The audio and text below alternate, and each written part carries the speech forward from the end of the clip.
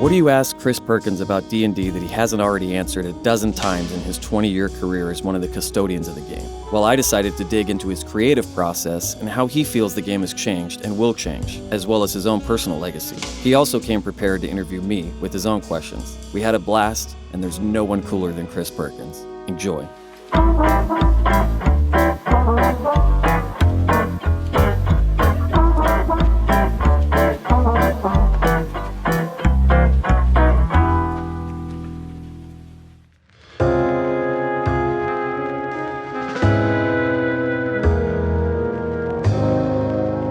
So This is called a blushing buck, and it's a crushing fuck. What?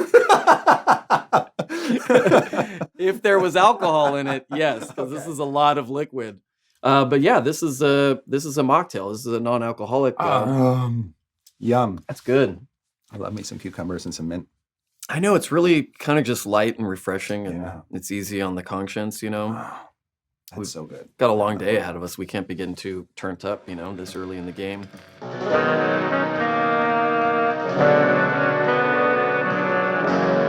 ever think about what you would be doing right now if D&D never came into your life? If, you know, RPGs, that whole thing, wouldn't be sitting here with me, man, having a blast, you know? You'd be somewhere else. That's true. Well, we don't actually know each other that well. No, we've only met like twice. Yeah, exactly. So I feel like I should get to know you as much as you get to know me. You can ask me whatever you want. All right. We'll cut all of it out. A question and I'll we'll do that. Yeah, we'll go straight up. That's great. Okay, so I'd be a political speechwriter. You think so? I know so. You know so? Okay, Absolutely. Tell me about that. I would totally be that. Tell me about that. So I graduated from university with a degree in rhetoric, which I didn't even know that was a degree you could get. Yeah. Rhetoric and professional writing is what the whole thing is called. But rhetoric is really my bag, or was, back when I was getting my education. And I thought that if it didn't work out, that's what I would lean toward. But politics in Canada lacks the spice that politics in America has. So I think being a speechwriter down here would be even more hysterical and funny. And I don't know who I'd be a speechwriter for, per se. But I like the craft of persuasive language and weaponizing language in a way to influence people. Wow. And where did you go to college? I got that degree at the University of Waterloo in Waterloo, Ontario, Canada. Yep. I also went to that school for mathematics. And then I went to the University of Toronto for my teaching degree. Wow. Yeah. You were in college or you were in school for a lot of your life. Yeah. Yeah. One of the great things, though, about the University of Waterloo is they have something called a co-op program. I don't know if you've heard of it here, if there's anything comparable. But what it is you go through your entire college, 4 months in class and 4 months out on a work placement. Oh, yeah. Which they help set up for you. And they pay you. Really? While you're on the placement. So you're paying your way through your higher education. That's so I came out with no debt. No student loans. Exactly. You'd still be paying them off probably. With all of that school. Yeah, exactly. So that was a good program, and it gives you, of course, the experiences along the way that you can leverage on your resume when you actually go out and get a real full-time gig. Right. Politics is like a secondary passion for me, as anybody who follows my Twitter account probably knows. I could tell from your Twitter, yeah. But I like the idea of using language as a way to persuade people to think differently than they would normally. Do you feel like it works?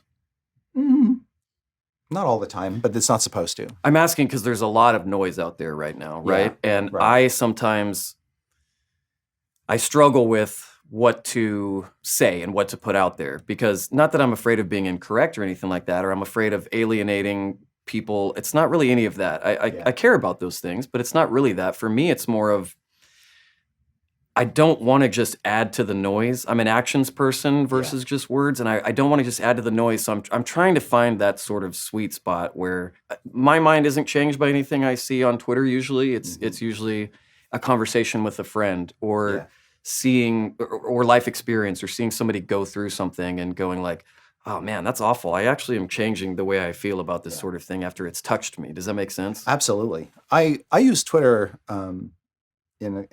as a way to connect with people that I can't normally reach out to, but also to get different perspectives. Like I follow a lot of people who I don't agree with. particularly in the political arena, but also in other. But also me and Exactly, yeah. And so it helps me. If you're going to frame an argument, you have to know where the opposing argument's coming from and where it's based and what it's rooted in and all that kind of thing. So it interests me to follow people with diverging opinions. But also, if I can't say anything that's going to change people's minds, then I'll just try to say something fun. Yeah. Or funny. Right. Yeah. Kind of lighten the room, because social media can be a dark place. Big time. Yeah. And any light that you can bring to the darkness, I think, is received by just anybody well. Right. Yeah. And so I think there's actually truth to the fact that if you have nothing nice to say, it's probably best if you don't say it in a public venue. Right. Right. But people are out there looking for something.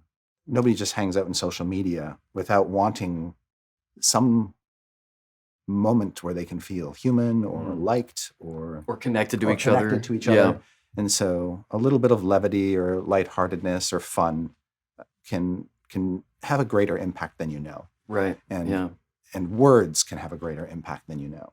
In the 21 years now that I've been with Wizards, I'm still constantly surprised with the effect that a simple tweet or a simple just sending a good vibe out there, a little bit of light, what that impact can have on people that you've never met or you might have not met yet. From all over the world. Exactly. And even people that aren't even in our political, mess right now. They're removed from it and they have their own, but everybody's looking for that. And I think we all need a reminder that we just, if we're close to something, sometimes we just have to step back. We can't control everything in our universe.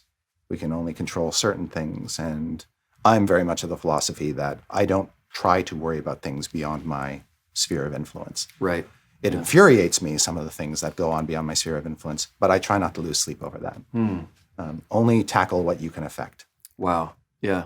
When you put the positivity out there or, something that's meant to encourage people, it's interesting because you don't get blowback from that stuff. Right. But if your beliefs and your core values and your framework comes through in a thing, there's oftentimes people who try to tear that down or whatever else. How do you handle that? Like, do you respond to those people? Do you ignore them? Do you feel like they should be included in the conversation or fuck that? Where do you land on that whole thing? It really depends on where my mind is at the time.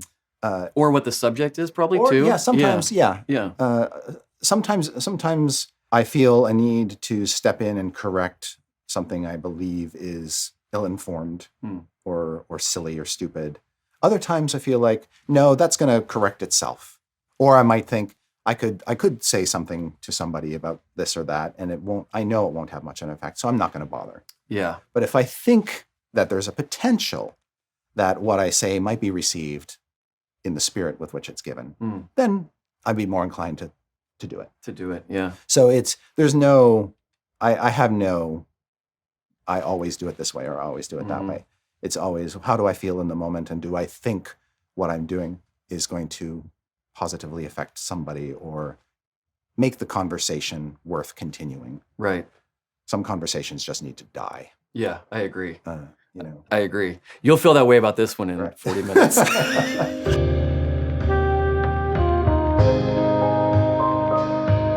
talked about the fact that you used to be, well, you're still Canadian. You're still Canadian, but you're not a Canadian citizen. Correct. I was born in Canada, but yes. I gave up my Canadian citizenship as part of becoming an American citizen. And you did that 2 years ago? 3 years ago? 2014 was when it actually became a done deal. And I had already been living in the States up to that point, like 18 years. So yeah, I was going to say, so let's rewind the clock then. Where in Canada were you born? So, well, there's just Canada. There's just Canada. I was born in Canada. It's just all one big white wasteland. Yeah. But I've sort of migrated westward steadily over the course of my life. My parents live in Cape Breton Island, Nova Scotia, where they're currently buried under 35 feet of snow. Yeah. And my sister lives outside of Toronto, Canada. And so that's where my family is. Yeah. For the most part.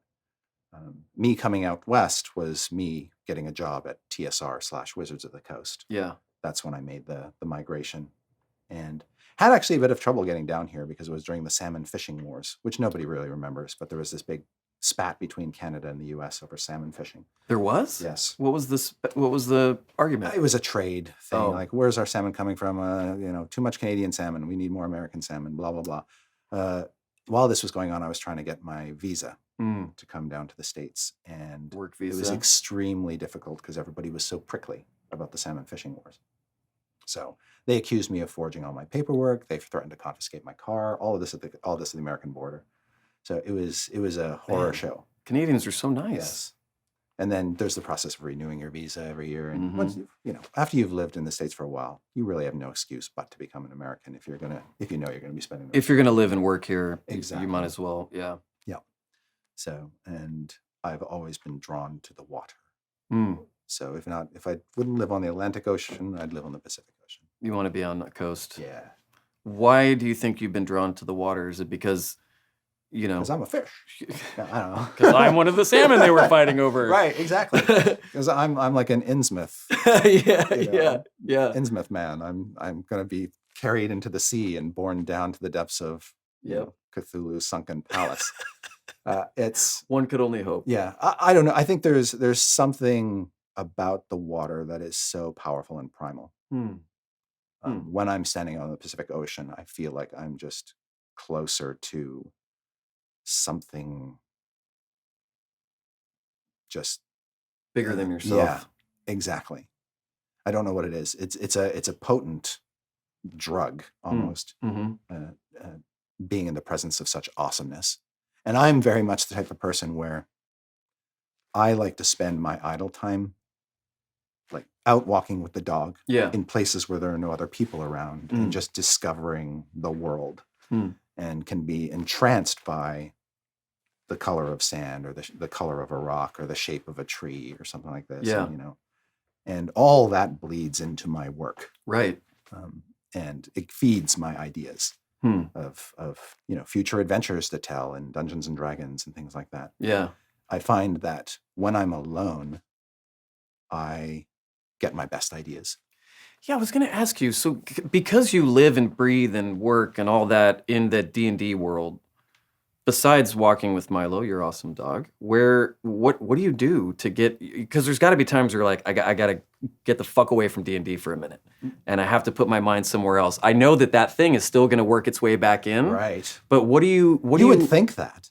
I would, yeah. But actually my life is D&D. Yeah. I'm married to D&D. Yeah. And when I'm not working on D&D, I'm almost always thinking about D&D. So you want that input to be constantly I'm thinking about and not necessarily the D&D that I'm working on, but like my campaign. Like I run a weekly game for some players. We stream it on Twitch, and at least like 6-7 times an hour that pops into my head. What am I going to do in a future session? Oh, that would be a lot of fun. Oh, that's kind of cool. D&D is my life, and I've just accepted it, and I never feel like I need to get away from it. Good. Okay, that's interesting.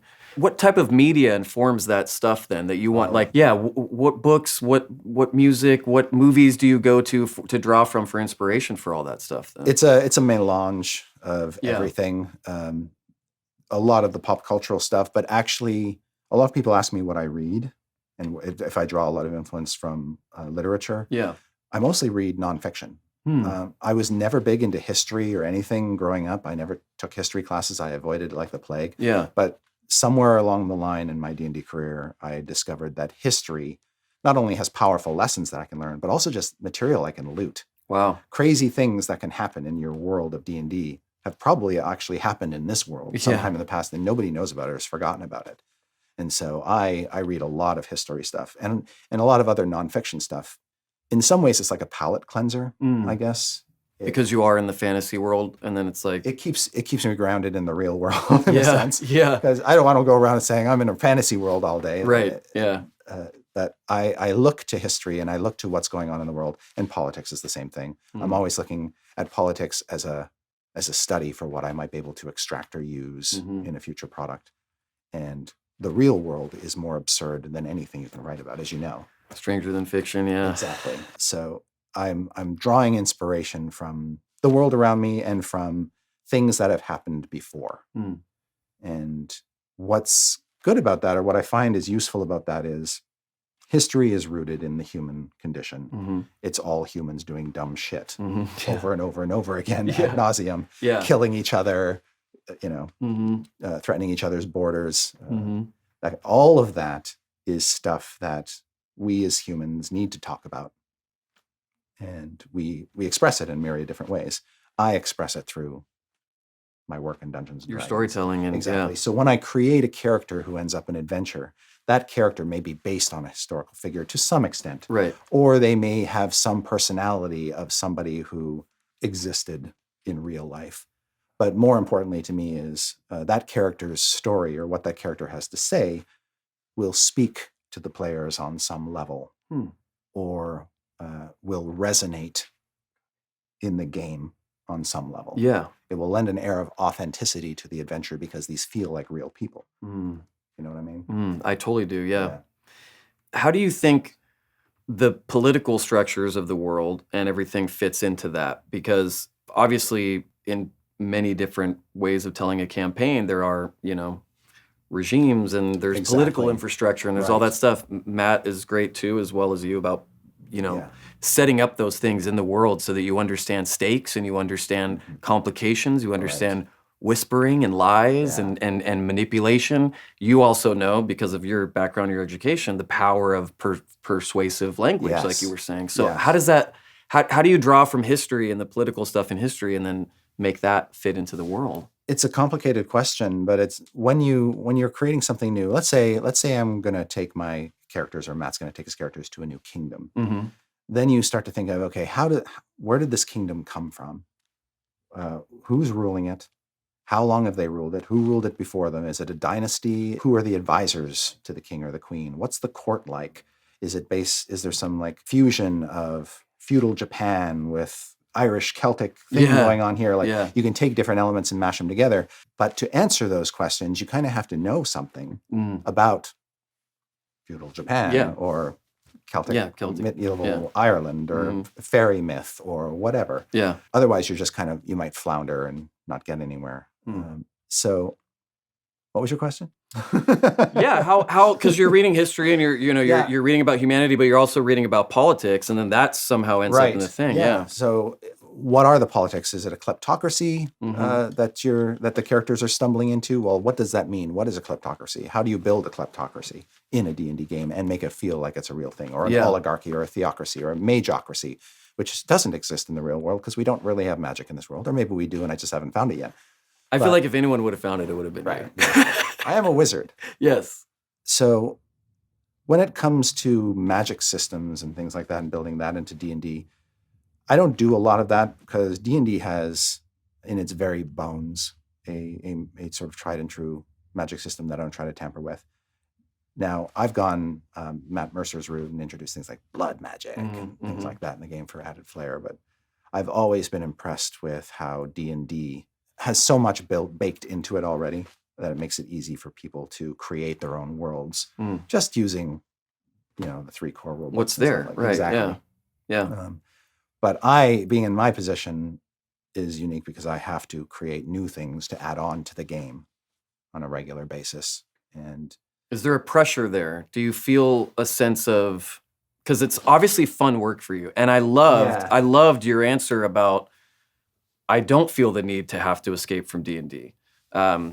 Because anytime you encounter someone who loves what they do so much that they feel that way, that's what we're all striving towards, is to do something that we love so much. And we've had people at Wizards of the Coast, they've come and gone, they've worked on the game, they've done amazing things with D&D, but they leave because they feel they need to go and do something else. They want to create their own game, or they have an idea for some campaign setting that they want to build, but it doesn't sync up with what Wizards is doing. I've never felt that. I've always felt I can just go from project to project and be engaged and immersed in that project simply because I'm working on D&D. Wow. It is a luxury, I think, to find something that I'm so passionate about that I don't feel like I have to divorce myself from it at any time. Wow. Other than to make sure my dog is well taken care of. Yes, of course. I guess he's my escape from D&D. But even then, like you said, that escape is still part of your process, and it's still part of your writing process and your creative thing, which I think is cool. Yeah. When I'm in the shower, when I'm, regardless of what I'm doing, if I'm baking, if I'm frying an egg, I'm thinking about D&D. And I don't feel like it's intruding upon me. Interesting. Because there's so it's many in your DNA. There's so many aspects of D&D. And part of it is I think it's purity, which I don't feel like I'm wasting my time when I'm thinking about D&D, because the work that I can put into it, thinking about it, will actually make me happy and make other people happy. And if that's what I'm in the business of doing, that's pretty good. That's a great thing. That's not bad. Yeah, because it's such an interesting gig. You know that at the end of the supply chain, right? It starts in your mind. It starts at a table with a bunch of you. It starts wherever it does. Yeah. But you guys know that at the end of that supply chain is people gathered around a table with each other, having fun and going on an adventure and telling stories. Yeah, and that aspect of storytelling is not something you can separate from humans. That's just part of who we are. Yes. And I don't care who you are. Everybody tells stories in one way, shape, or form. Yeah. And D&D provides a way to do that in the company of friends that is safe and exciting. And you leave those games thinking about it, and it becomes lodged in you. Like, I have conversations with fellow players about things that happened in our lives that didn't really happen. They happened in the game, but they are as real an experience in our minds as anything that really happened to us. That time when, the bard had to decide whether to save the cleric or the barbarian who are lying face down in pools of their own blood while an ogre was staring him down in the face. What did the bard do? He ran away. Yeah. Everybody remembers that. It's just lodged in in the same place that real memories are stored. Wow. And it is as exciting and wonderful a reminiscence as anything that's real. Anything that's actually I'm in the business of creating products that create those kinds of stories.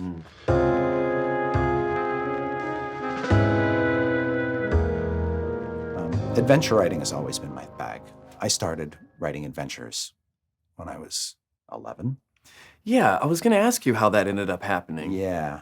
Did you read a lot of stuff and then the adventure stuff, and then you were like, that's what I want to do? Basically. Yeah. I found my first D&D book in a smoke shop next to a bunch of porno mags. It was the D&D Monster Manual for first edition. Took that home. Didn't understand the game at all, but I loved all the monster pictures, and I sort of deconstructed my own game of monsters fighting monsters. And then sometime later, I discovered a real store that carried the D&D line, and discovered the old, the flimsy little 32-page adventure modules they were called. Yep. And I devoured those. Wow. And you know what you're like when you're a young kid and you've got too much time on your hands. If you get something that you're really hooked on about, whether it's an album cover or with song lyrics on the back, or if it's a D&D module, you are going to soak every bit of information memorized cover to cover. Absolutely. Yes. And that's exactly what I did.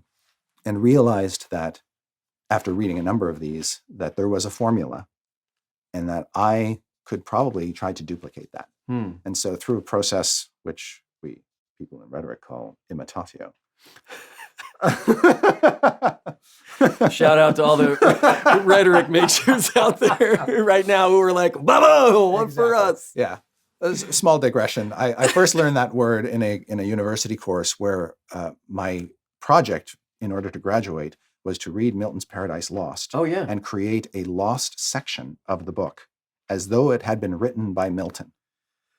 Not hard in the least. No, I mean, you're only imitating, some of the most iconic writing of all time. Right. No biggie. Write a chapter of the Iliad. What? Yeah. But when I was younger, and that's basically what I was doing, is I was imitating these adventures, substituting in things, creating my own dungeons, but basically modeling the framework that they had created, the structure, like they teach you in screenwriting, read a bunch of scripts and then copy what you see. Exactly. And eventually you'll break the rules. Right. And that's fine. Yeah. But learn from somewhere. And that's what I did for a long time. And then I discovered, to my joy, that D&D had magazines where mere mortals could send in submissions and possibly get published. And so that's what I did. At 20? You first got published, right? I first started sending stuff in when I was way too young. I think I was like 14 or something like that. Really? But I first got published when I was 17. 17, okay. Which is fucking young. That's very young. Do you want to know what I was doing at 17? Yeah. Knocking over liquor stores and vending machines and, running from the cops and how many the bones have you feds. broken? In my body? Yeah. A finger. Okay. That's it. And I skateboarded for 7 years. I boxed and I played hockey. Oh, my nose too. I broke my nose playing hockey. But I'm so old that I grew up as a kid in cars with no seatbelts. I did too. We had mom's arm to stop us if like she had to slam on the brakes. We would be crawling around the back, like all over the cars, hanging out the windows. It's amazing that I'm here. So you have a sister, older or younger? She is younger. She's younger. Yeah. So were you the protective older brother? Were you like the let's play? I was down in the basement playing D&D. I wasn't. You were like, where she was. Yeah, I'm interested in what kind of kid walked into that smoke shop. So what kind of kid were you when you walk into the smoke shop at 11? You said and found the monster manual. 11, yeah. What kind of kid were you? I was just a nerdy little smart kid who, my toys growing up were Legos. Mm-hmm. Yeah. So creativity was always a thing that I engaged in. I went to art school, art classes when I was a kid and things like that to draw. I never got as good at it as I would have liked. But, right, yeah. I had Star Wars pillow sheets and Star Wars wallpaper in my room. And I had this big painted mural. My parents let me paint a big mural on my bedroom wall of dragons flying around castles in the sky. Really? Yeah. And how old? About the same age. Really? Yeah. Whoa. And so, but when I walked into the store, I was not looking for a fantasy book to. You're trying to score some Cuban cigars. Right, exactly. And when I saw this thing with this dorky ass cover, which just caught my eye of dragons and unicorns and the creature that I later figured out is an owlbear on it, I was just entranced. I had no idea what I was in for. I was just standing there flipping through the book, and I was going to spend my money on something else, and I saw the price, and it looked like exactly how much money I had. Wow. So I just said, okay, I'm going to buy this book and figure out what this is, because I like the art. Yeah. It was the art that really spoke to you, and then later you found out. And the monsters, they were just so weird. Yeah. Like I flipped to the page, and there's like a chest with a mouth and tentacles coming out of it, and I'm like, okay, I'm in. Haven't seen that. Yeah, I believe it. And so I took it home and just read it cover to cover, and then and pretty much every D&D book from then on read cover to cover. I still remember things that are just permanently lodged in my head. Like I know the first edition Medusa has 6 hit dice in the monster manual, but oh wait, if you go to the basic game, it has 4 hit dice. Yeah, it's like that information is just trapped. Yeah, I cannot get it out if I try. It's going to be in there forever because I absorbed it all at that age. But when I was 17, I finally had a submission that was accepted by the editors of the magazine. And did you have a lot that weren't before that? Did you yeah, experience rejection in that way? Yes, but the editors were always very good. I always got a response, even if it was a form. Mm-hmm. It was always a response with some sort of constructive feedback of something that could be improved upon. Wow. So I always felt like I should keep going. It's so weird. I'm reading a book on statistics and randomness right now, and me too. The fact that things could have played out completely differently if stuff had happened just in another order. Like for instance, or I try to imagine, like I was rejected 10 times and accepted on the 11th time. If I had been accepted the first time and then rejected the next 10 times, I probably would have stopped. Why? Because I would have been tricked into thinking, well, I guess that was it.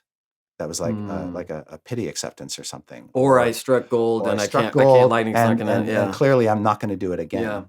But the fact that it was failure, success, I think that taught me something, that you fail to find success.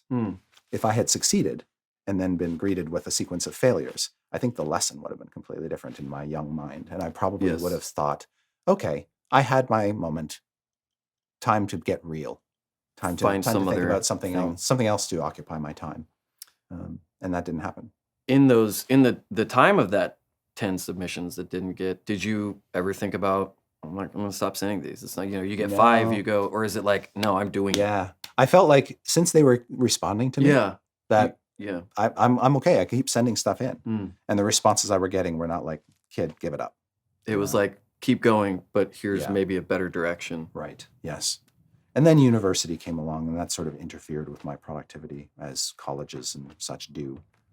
Yeah, so I'm interested in that. So you have this whole side of you, and it's not that they're disconnected, but you have this whole side of you that is obsessed with and wanting to play in that fantasy world and to contribute to it. Yes. And then this other side of you that is the math and the speech writing and that whole thing. Yeah. So I'm very right brain, left brain sort of equal. Yeah. It's an unusual combination, but actually it's a really good combination for people who put together books like we do. Mm-hmm. Because our books are, even though they're built on imagination and creativity, they're like textbooks. They are, yeah. They really are. There's math, there's math, science, and the presentation is important, and this how you phrase things is important because you're dealing with rules, and you need crystal clarity in how the rules are written, so there's no fights at the table. Right. That kind of thing. There's statistics for monsters, and so you really do need a left brain and a right brain to put these things together properly.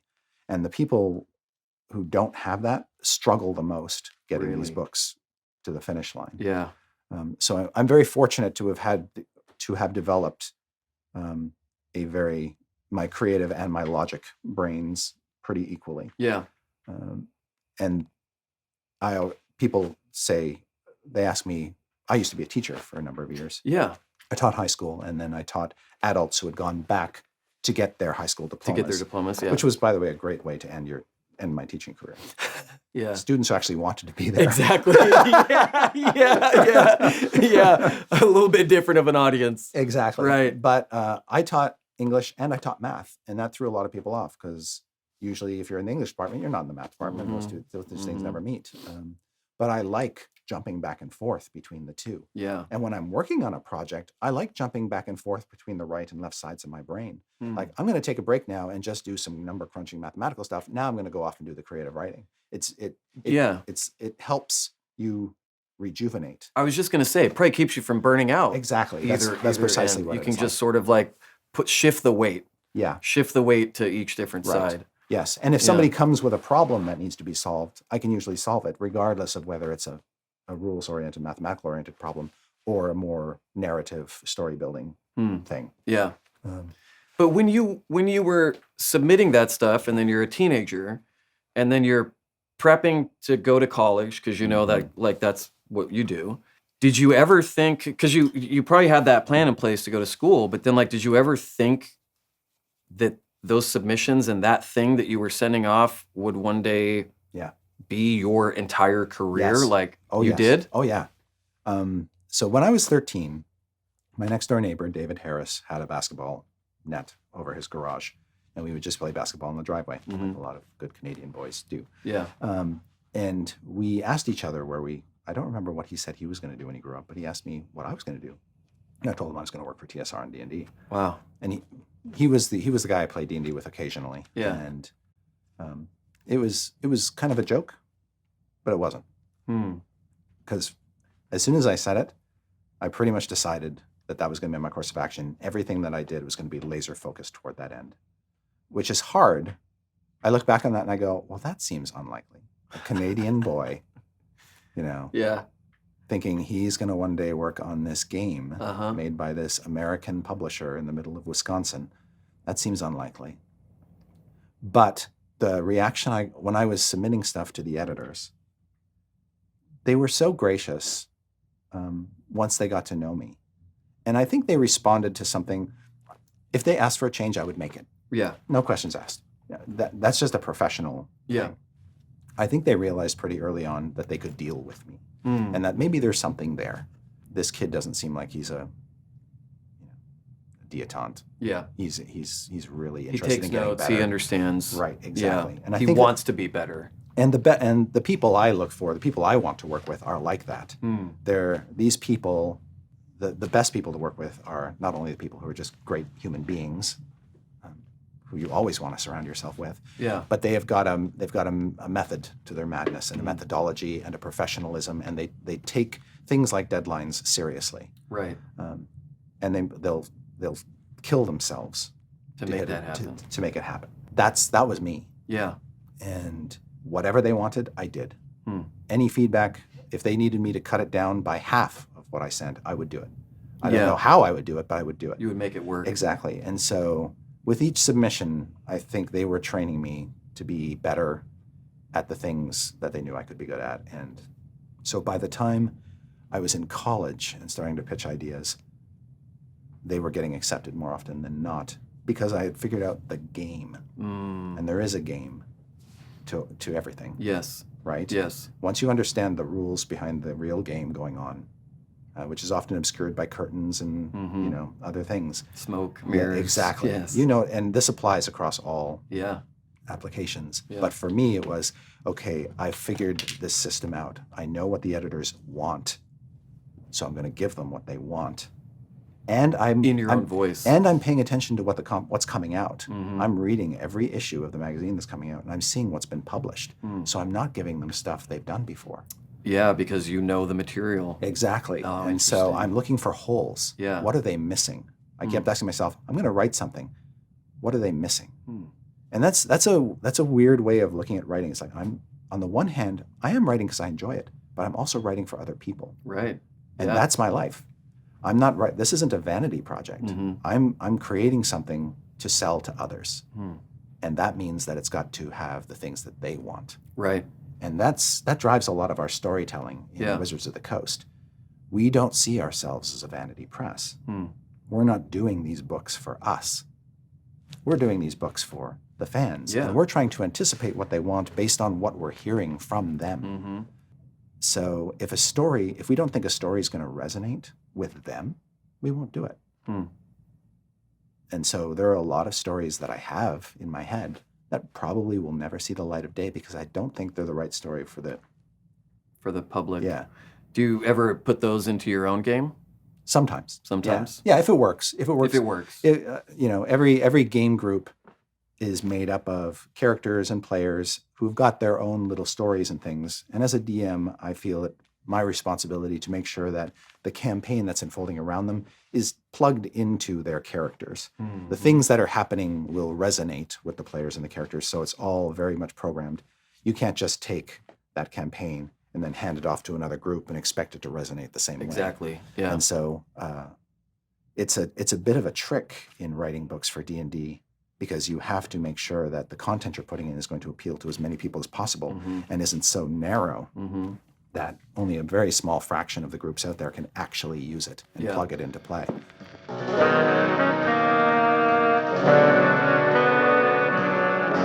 Knowing that you wanted to do this and that you were saying, it's happening, this is what I'm doing, how did the decision to still go to college for speech writing and all that stuff, did you know, I need to get an education and I want to do it this way. Yeah. I'm only going to do something that's going to help this dream I already have. Does that make sense? Yeah, and that's very much the way I was thinking, but I was also thinking, boy, you better have a better backup plan. Backup plan. Everybody always says And I don't think my parents would have just let me just run around naked with my underwear on my head perpetually. Yeah. They wanted me to have a plan. And so... Were they supportive of your love of fantasy and RPGs? And honestly, I don't think they really got it, and to some extent, maybe still don't get exactly what it is. Yeah. But I swear to God, literally, as soon as I got the first paycheck for something that was accepted for the magazines, it's like, oh, fine, you can do it. Really? Yeah. Once they totally support you. Yep. Yeah. It's real dollars, American dollars. Holy shit! Even back. Yeah, exactly. Well, back then. Yeah. Back then. Here's a new typewriter. Wow, that's crazy. I did all my submissions on an old typewriter. You did? Do you still have it? My parents do. They do? Yeah. Can I buy it from you for $10,000? That's a legendary typewriter, man. I could turn that around for at least $11,000. Yeah. My parents will take that money, but yeah. I'll give it to them. I don't want to give it to you. It's great. It's great. And I had to thread all the ribbons myself. And, but Isn't there something amazing about that feeling, though? Yes. I have 5 or 6 typewriters, and a couple of them work still. Yeah. And I've got a 65. I've got a 1965 typewriter that still works really well, but you have to feed the ribbon yourself and everything. And sometimes I read a lot of poetry, read a lot of prose stuff, and every once in a while there's nothing like that feeling. I get tired of a digital screen in front of me. I want that paper. Yes. I want the danger of knowing I have to fucking throw this whole piece of paper away. We'll recycle. That we would connect over typewriters. Dude, yes. I know, man. Holy shit. I know. So it's still a thing that is in my parents' house, and you used to write those on there. And it was hard because every time the editors would have asked for revisions to the thing, of course, you have to type it all again, and so you don't have any of this word processor stuff. So all my early submissions are on that. I still have the typewritten manuscript of the first submission that I sent to Dungeon. Yeah. You do? I still do. Can I buy that off of you? Maybe. I would give it up. For history. That's crazy. Yeah, I still have that in a file cabinet with 2 big manila folders full of rejection letters. So you saved those. Why? I do. Even though you didn't. So 10 is a lot, but it's not really for writers. I got more than that. You did. Okay, honestly. So that was just the beginning of my odds got better. Okay. Oh yeah.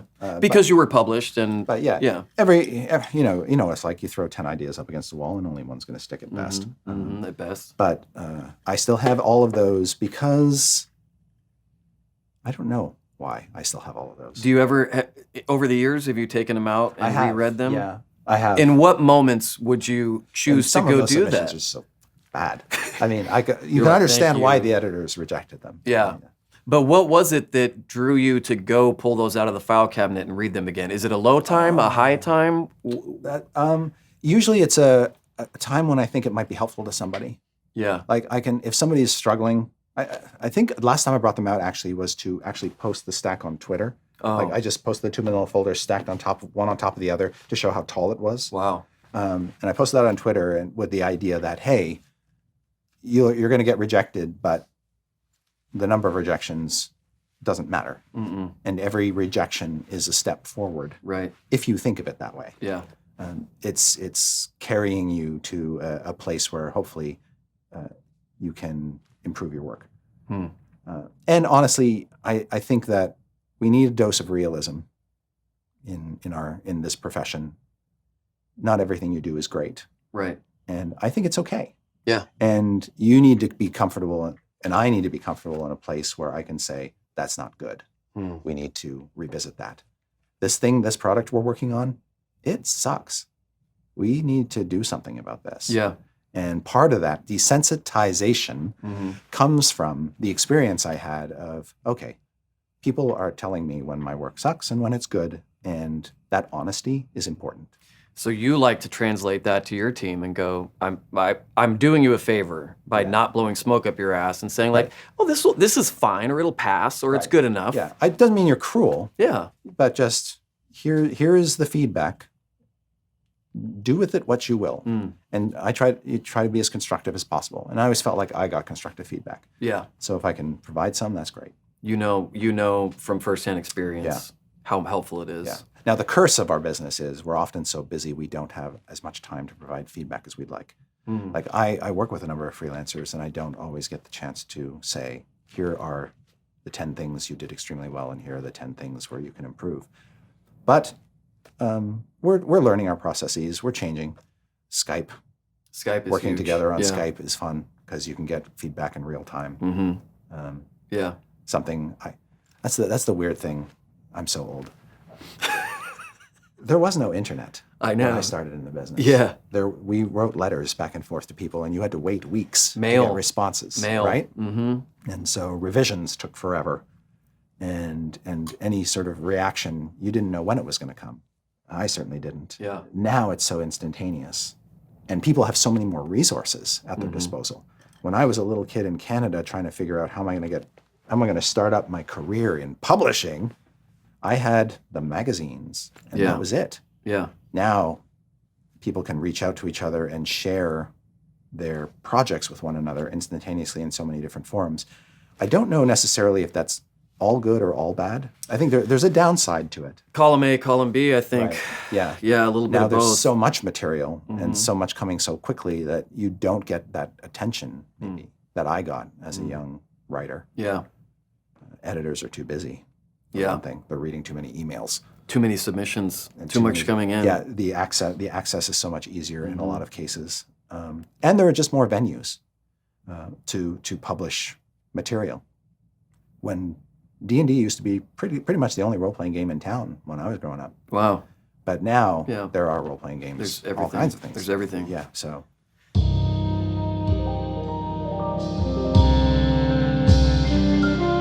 There was a period where I didn't write fiction well. I couldn't, I mean, maybe I still can't, but I had a hard time.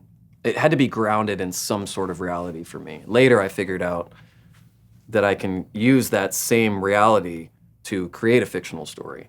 But so I would often just tell actual stories of things that happened. And what triggered the writing of your book, Black and White? What was the spark that got you started on that? I'm just curious. I got out of a pretty bad relationship. I had a habit of choosing people that weren't weren't right for me, but that treated me poorly. Okay.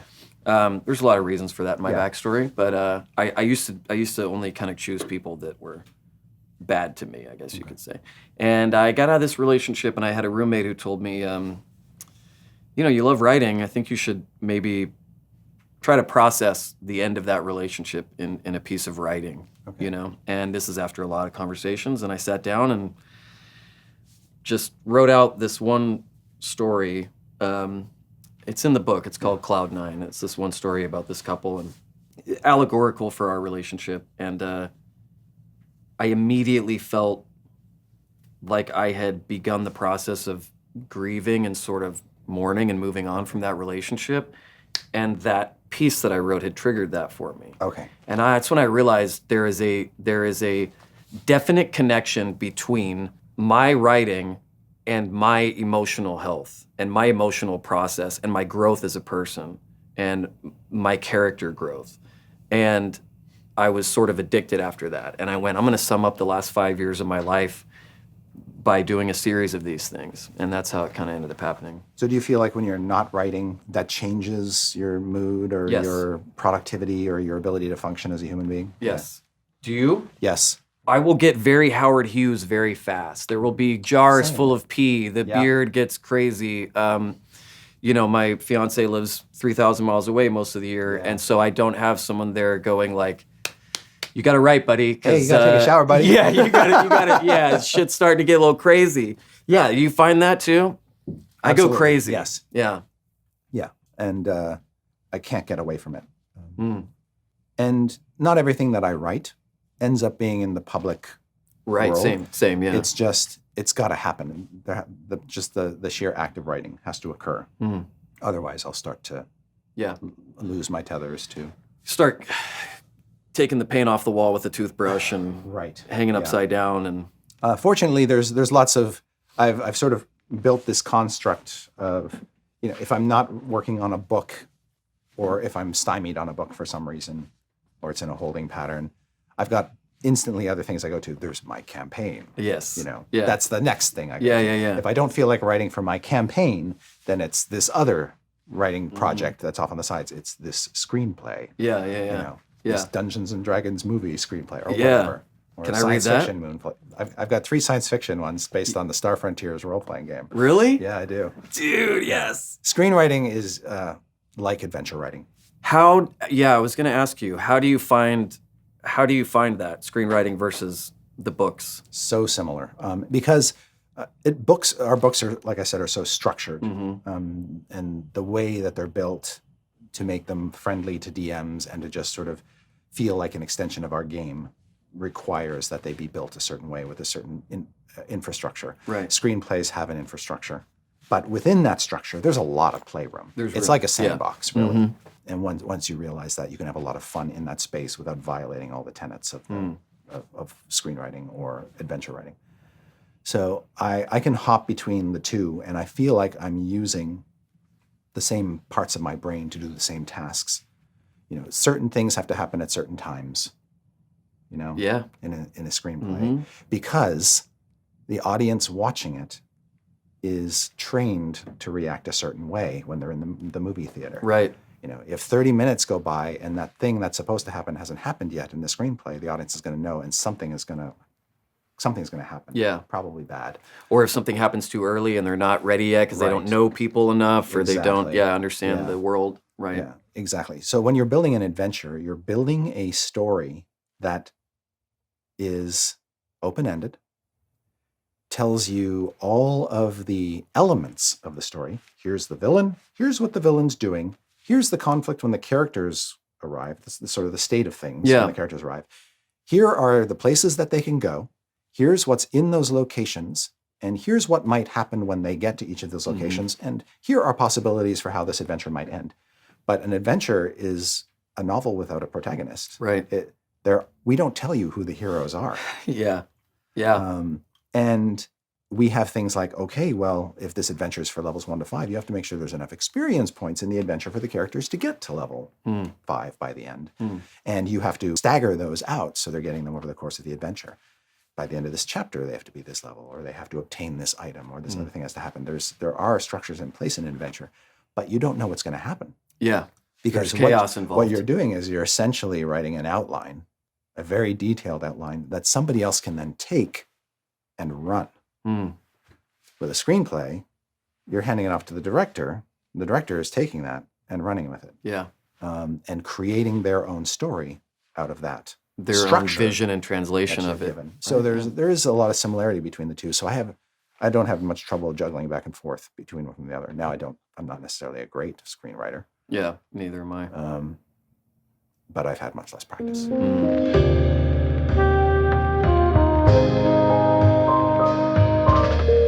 How old were you then when you said, I have to make the move to the US and really this is happening? Okay. So it was after college. Yeah, it was after university, and I was teaching at the time. And my last year of teaching, which would have been the adults. This is a digression, but it's just kind of cute. In my last year, one of my students was a 93-year-old Jamaican woman who had gone back to get her high school diploma. 93? Yes. And every Friday she would come in with food, like a plate of lasagna or a plate of chicken, and just feed the entire class. I don't know why that sprung into my mind. Wow. But it's just, I miss her. So I'm sure she's gone now. Yeah. I mean, if she's not, we need to find her and find out what her secret is. Right. But she will undoubtedly be a character in a future adventure. Wow. Yeah. 93 went back to get. That's brave. Yeah. By the way. That's brave. That is brave. Yeah. I love that you still get to teach. You still get to teach. You still get to write. You still get to have history and politics and all that stuff in what you do. You manage to carve out a career for yourself that touches on everything that you are interested in and that you care about. Well, not to jump ahead, but I actually wrote my current job description. You did? Yeah. At what point? How did that happen? When you're with Wizards for 20 years. Yeah, I know. People are like, wow, he's figured it out. Yeah. They're like, fine, you tell us what you're going to be doing. That's basically what they said is, okay, what job do you want to have? We were in a state where we were transitioning between 4th and 5th editions. Yeah. And I was juggling a lot. I was doing magazine stuff. I was doing editing stuff. I was doing development. I was doing writing. I was doing creative direction. And they said, okay. Yeah. What can we take off your plate? What do you want to do? Write your own job description. Come back to us. That's your new job. And that's basically what I'm doing now. Wow. But to answer your previous question, 1997. Okay. You were almost 20. Right. And 1997, I was called by Pierce Waters, who was on the periodicals team at TSR, and he asked me if I wanted the job as the editor of Dungeon Magazine, which I had written for a number of years. I kind of knew it was coming. It wasn't a surprise because I had heard that the then editor was going to be leaving and that they might be looking around for a replacement. And I was hoping. So when I got the call, I said yes immediately. I got the call while I was at school. And he said, that's great. Don't move to Wisconsin. we've just been bought by Wizards of the Coast. I said, what's Wizards of the Coast? Yeah. Because I had not heard of Magic the Gathering. At all. Yeah. And none of my students were playing it because they were all 93 years old. Right.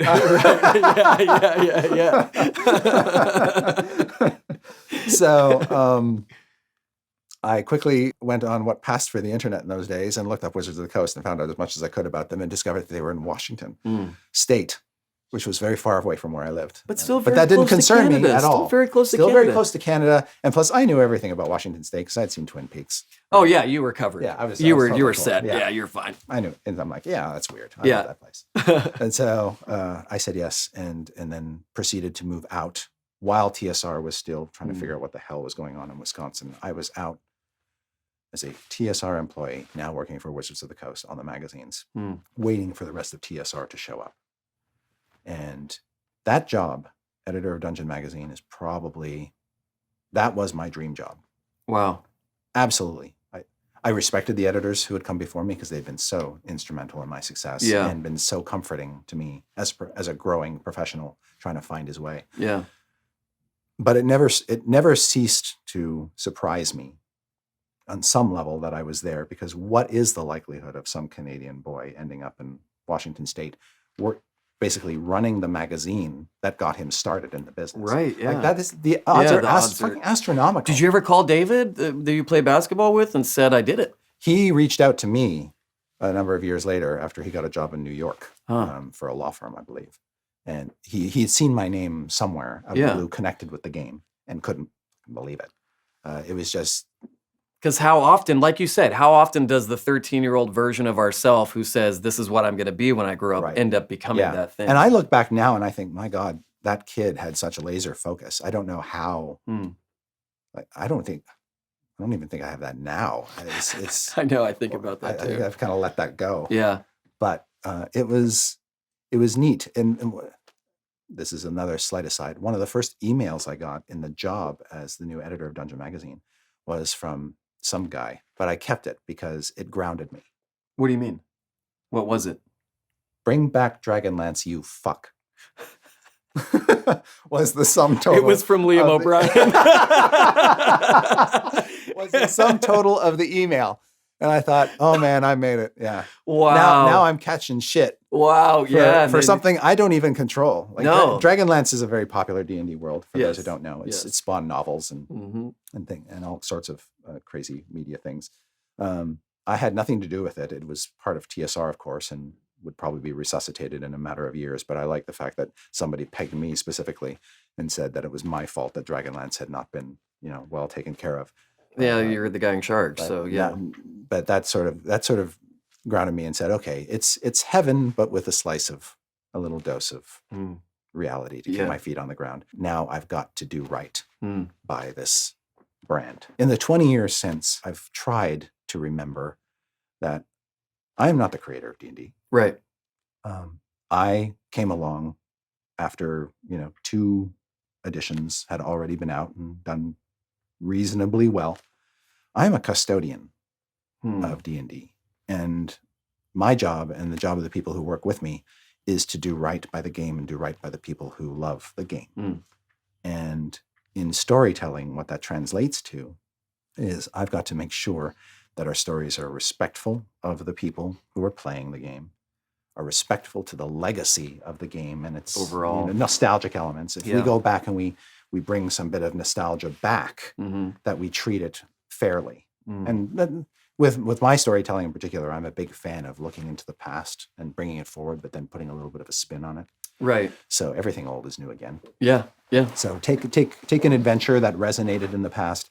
What can that adventure say today? And what can we do with that adventure to make it familiar, but different? Not just bring it back for nostalgia's sake, but to make it because it serves a purpose now. Right. And adventures are like time capsules or any piece of literature. They're written in the year that they're written in, and they resonate hopefully in that year.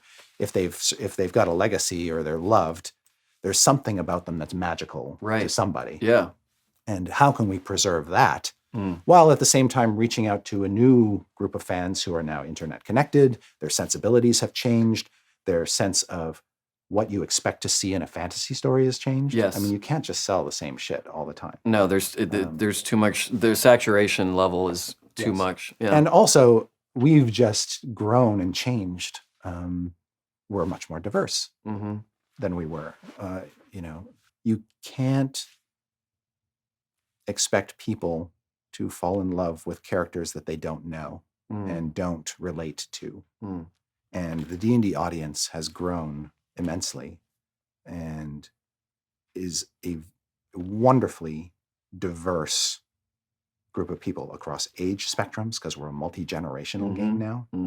We've got 14-year-olds, 24-year-olds, 34-year-olds, 44-year-olds, 54-year-olds, 64-year-olds, 74-year-olds playing this game, 84-year-olds, 94-year-olds. After 45 years, that's to be expected. Parents are teaching their kids how to play the game. A game now has to relate to both parent and child. It is diversifying, all different types of people. That's not to say that there weren't all sorts of people playing it back then. No, of course either. not. But yes, now that it's more accessible and there isn't the satanic panic and there isn't because of the internet and because of shows and things like that, a lot of people who maybe wouldn't have been exposed to D&D are now exposed to it. I guess that's a better way of me saying it. Have demystified the game for a lot more people, and so we are getting a very, very different audience. Sure, yeah, but that's got to be cool to see. It is. It's got to be. Yes. Yeah, and it's great to try to figure out what stories are going to make these people this delightful fan base happy. Yeah. But so going back to my career a little bit, one of the things that irks me, and there's nothing really anybody can do about it, is I often think of, would I have gotten to where I am, to the position I am, where I'm crafting my own job and telling these stories and being able to connect with all these people at conventions and online, if I was not white and a dude? And I think the answer is probably no. You do? I do. And I think that's sad. I don't think there should be any barrier like that to success. Yeah. Yeah.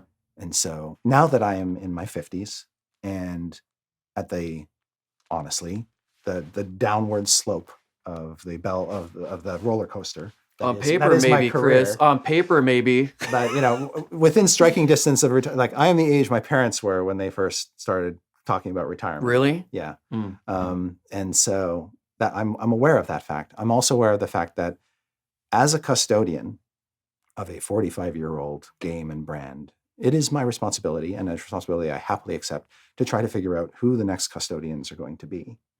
And so a lot of my mental bandwidth when I'm not working on creative pursuits is trying to figure out who is going to usher in, who's going to take my place, who's going to come in and make this game speak to the next bunch of people who come in. And so I'm still trying to figure that out. But I want the people working on the game to also reflect the people playing the game. Yes. What are the tenets of that person or peoples that you would trust to carry on the game and to move it forward?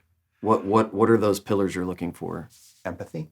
The ability to understand why people feel the things the way they do and how you can make them feel better playing the game. Recognizing what the game's power is to bring joy to the world and find ways to heighten that. So I think empathy is huge. The professionalism aspect is critical. Like you said, meeting deadlines. Yes, it's so dull to say, but the deadline is king in any real professional business. And make no mistake, we are a corporation. Yeah. We've got shareholders above and beyond what we do for the fans. Yeah. We've got to be successful to our shareholders. And so the only way that happens is books get out on time and other projects get out on time. And we're so synchronized now. Our stories are transmedia oriented. Right. So a story gets carried over in digital games, and our business partners, all that has to sync up. And so if one deadline falls, the thing starts to crumble. It's a bad experience, and it looks like we don't know what we're doing. Right. So the combination of empathy and a sense of professionalism, but also, even though Wizards is a company of some 600 people, that's also answerable to a company of several thousand people. Yes. Yeah. The D&D team is small. We currently number about 24. Really? Yeah, and that's everybody who works on D&D. Wow. That's our creative, that's our marketing folks, that's our licensing folks, our digital producers who work with our digital partners. Mm-hmm. We're a very, very small team within Wizards of the Coast. And because of that, you can't have a dysfunctional team person on that team. Otherwise, the whole thing... It's too small. Yeah, it's way too small. Yeah. So that's the third thing. Besides empathy and professionalism, this ability to basically integrate into the team, bring something to the team that the team doesn't have while still being able to function in this chaotic clockwork office environment. And so really that's it. Beyond that, I think that D&D is strongest when the custodians are people who know the history of the game and are sensitive to the history of the game. They're not just going to throw out 45 years to do something completely different. Yeah. Not like, that's the old guard. Yeah. We've got this fresh. Yeah. So one of the big challenges for me is I contain within this fat head of mine a lot of institutional memory that needs to be disseminated and put into other people's heads. Yeah. Yeah. So that they know the history of the game and what we've tried before and failed at. Yeah. And we failed many times. Yeah. We've learned from our failures. I think writing, any sort of creative endeavor builds on failure more than it builds on success. You probably know this. Yeah. We're not afraid of failure, and anybody who comes to work with us shouldn't be either. Yeah. The ones that I end up, say, taking from the typewriter and putting down and going, this one's a keeper, it's very often that happens with a trash can not full of crumpled up other ones. So I understand that. I understand what you're saying. Yeah.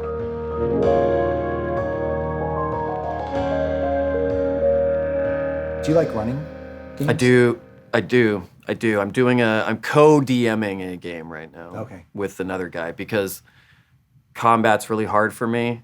I'm a story person. I have one side of my brain that works. The other one, you have both that work. One of mine died in like 1996 or something. It's like...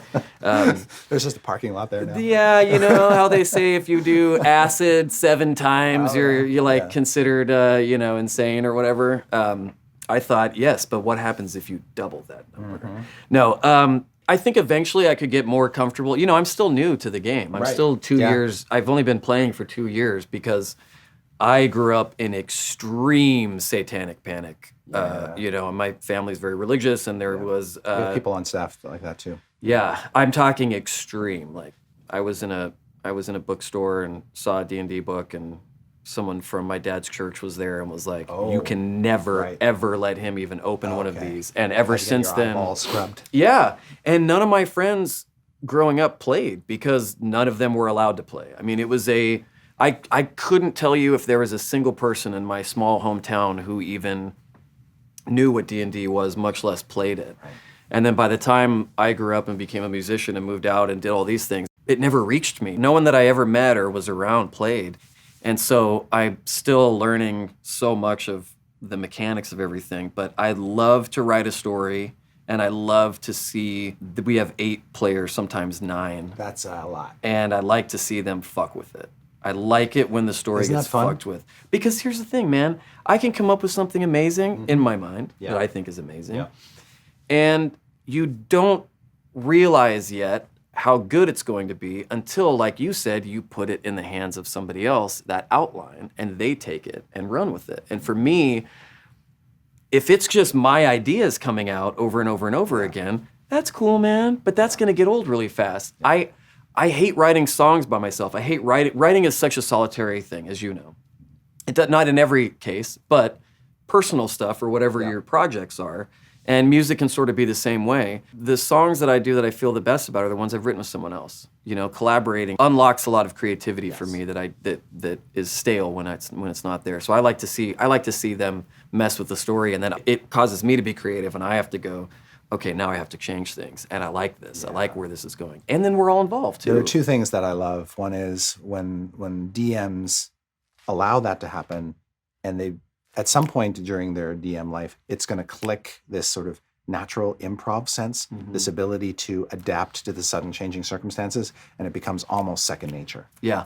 I don't remember exactly when that happened, but I remember for me, it was like a light bulb or a switch that somebody just flipped on the back of my neck that says, okay, you have you now know how to DM properly. Yeah. And that is, you can whatever your idea is, not being married to it.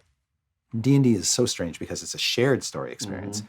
The players around the table want to mess with the story. Yeah. And you kind of want them to. You do. Yeah. You Yeah. do. Yeah. Because, you come away from the game feeling just mentally taxed because your brain's doing gymnastics the whole time, trying to keep up with all the players and their antics. I find that with the live games. Yeah. After a live game show, particularly if you're playing with players who are like just totally on their game and funny, but also always pushing you and trying to stretch your story until it snaps. I come away at the end of those games just feeling absolutely so mentally exhausted that I literally can't remember what happened. It takes time. It takes time. And then people you're like, will come to me afterward and say, I love that part, or when you said this, or when this guy did this. And I'm just like, I don't know what you're talking about. Yeah. I don't know. Your brain kind of goes like, all right, we're going to rest. Yeah. And then when we come back online, hopefully those chunks. And then you go home, you go, oh, I got to do this again next week. It's like, I don't know what's going to happen next. I got to think about this. What are all the what if scenarios that I have to sort of, to prepare for the next game, because I wasn't expecting it to go in the direction it went. It's a powerful drug. It's a powerful drug. It's a hell of a drug. Yeah. So you look like you have a question for you. What? So, do you let your music come into your gaming? Man, that's a really good question. Do I write music for the game, you mean? Or does in any way? Like yes, okay. Do those roads cross? They do. And it comes for me in the principles. So for instance, like we were talking about collaboration, and you play with a lot of different musicians. I started playing music when I was like 13 years old and up until probably almost 30. And then I took a break. And then I decided a few months ago, I'm going to get back into it because it's a piece of me that I need. It's kind of like we were talking about writing. Like I need to write. Music is, I picture it as like two different wings, and I need both to be able to fly. I feel its absence, right? And for me, there's a difference when you're jamming with people. You can be jamming with people that are incredible musicians and masters of their craft, and it can go well because people understand theory and people understand their place and how they fit into that overall larger picture if you have 6 people playing at the same time. For me, some of the best moments I've had are with people that weren't masters of their craft. They couldn't shred and, they didn't know everything inside out theory-wise, but they had heart. They had vibe. They knew it's, okay, this is a moment where I should step in. This is a moment where I should back off. It's very much like improv in that way. And when you're jamming with people like that, or you're in a studio and you're creating something, you're creating a song, you're creating an album, you're creating just a composition, and you hit that vein and you hit that flow with those people, that's a drug. Because you're stepping outside yourself, you are open to the collaborative aspect of it, and everyone sort of has an equal piece in making that thing a reality. And I take that principle. I assume there are also greater chance for just surprise, like tons. Oh, like wow, tons. What just happened? Yeah, I don't write anything for any medium being closed off to it changing later. I learned that a long time ago. And so for me, with a piece of writing, I send it to Ashley immediately before I even read back over it. And I say, should I pursue this or not? And she will be very honest with me and say, it feels derivative of this other thing. I think you should just take that other thing and expand on it. Or there's something to this. You should. And so I welcome feedback. I need it. I know that if I'm left to my own devices, it's probably going to be okay, but not what it could be if I was open to what would happen that day, the spirit of the day. And it's kind of like when Patrick, the guy I co-DM with, and I sit down for the game, we're aware there's going to be left turns and curveballs, and there's going to be all that stuff. And we made the decision early on, bring it. We are not going to force a rigid thing, because you close yourself off to the truths of storytelling, in my opinion, if you say, I am the only source of this thing, and you must play inside of these restrictions. Does that make sense? Yeah, it does. It does. And In some respects, that's what's always sort of scared me about novel writing, is that I might fall into the trap of losing that sense of willingness to kind of give up some of the control or take ideas from other sources and incorporate them in. I've never really been bitten by the novel writing bug, but if I were, I'd have to really sort of assess how I went about writing a novel to keep it from becoming like I'm just writing this for me, or I'm just writing it in a complete isolation. Yeah. And not getting input. I'd want to get input from somewhere. Yeah. Send it to me, dude. Oh, sure. Yeah, let's go. Let's go back and forth.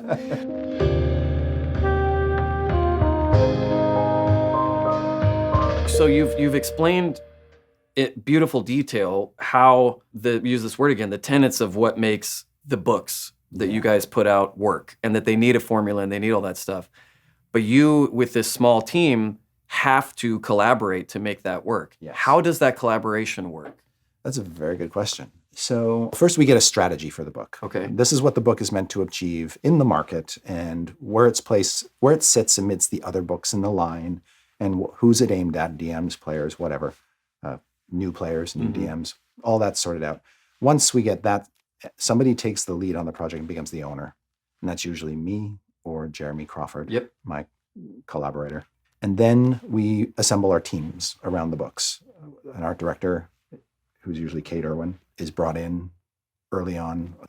Art director to help get us concept artists if we need them is brought in. And then we start getting freelancers. Because we are a small team, we don't always do the writing ourselves. Occasionally, a schedule will allow me to take a book and just go off, but that's rare. More often than not, I have to look at the book, break it down, and then portion it off to people. Yeah. Freelancers often. And in picking freelancers, because our schedules are unforgiving, I try to avoid a situation, unless there's padding built into the schedule, of trying somebody I don't know can do it. Once in a while, the imp in me will go out and say, I'm going to try this person because there's something about them or about their writing that I think is perfect for this book. And I know I'm taking a chance, and I might regret it later. Yeah. Or I might be pleasantly surprised. It could go either way. I just don't know. It's important to take that chance. But by and large, I'm really looking to hook up with freelancers who I know sort of meet the criteria that I talked about earlier, in addition to being able to receive feedback, which is a necessary part of being a professional. Yeah. If I tell you I want this change and I give you a reason for it, you can change my mind. But if you don't, make the change. Well, that's interesting. Yeah. How often is your mind changed? How often does somebody come in with something that changes your mind? Really? Yeah, often. And are you pleased by those moments? Yeah, I am. Because like anybody, if you're sort of creating in a vacuum, you're not necessarily aware of ideas that you might be missing or ways to connect things in a new and unusual way. Or you might just have a blind spot. Yeah. I sometimes have a blind spot for... I might get to the end of the book and realize, or get to the end of a project and realize, well, I don't have any strong female characters. Oh, yeah. In the NPCs that you meet, they're all villains, or like very bad people, or they're not behaving as you would want them to behave. And sometimes a freelancer will come in and say, hey, I'm sorry I have to point this out to you, but all your women characters are either horrible murderesses or damsels in distress. So we can do something about that maybe. And I'm like, yes, yes we are, and thank you for pointing that out for me, because I'm dumb. I too love those. I love those moments, and I loved that because when you think something's done, or when you think it's good enough, and someone comes along and doesn't just shit all over it, but they go, man, it could be this though. I love that because I'm so limited. Yeah. I'm limited to what I've read. I'm limited to the influences that I've allowed into my life. And every person that, if our heart is open enough, joins that conversation is influenced by a whole other set of things. And to close myself off to that as a creative person, I know I'm not that great. And it's going to be limited to just me. And it's, I need that collaborative.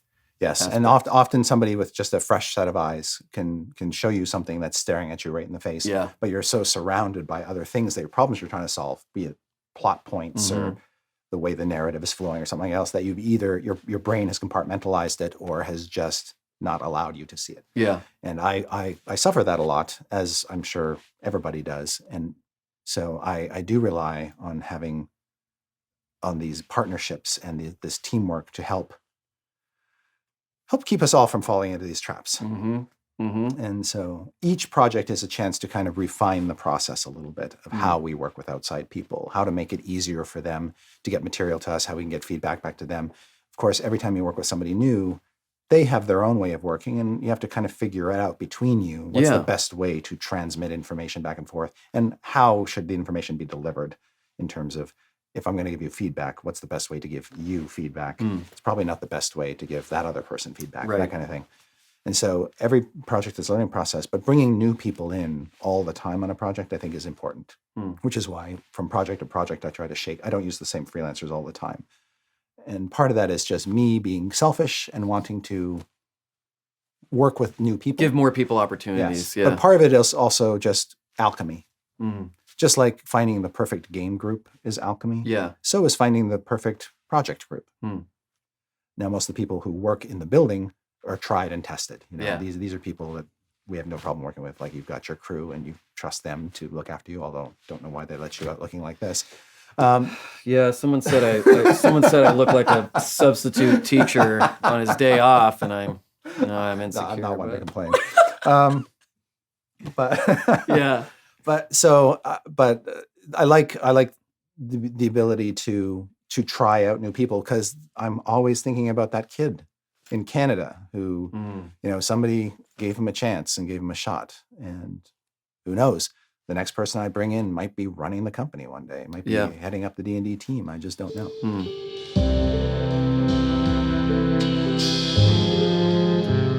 Do you think often about times where you feel like you failed in the job? No. I think about it and then I let it go. It's important for your process for you to not beat yourself up over stuff like that. That's right. And to go, I don't. Let me learn from this and move on. I absolutely do not do that. I don't dwell on the past, period.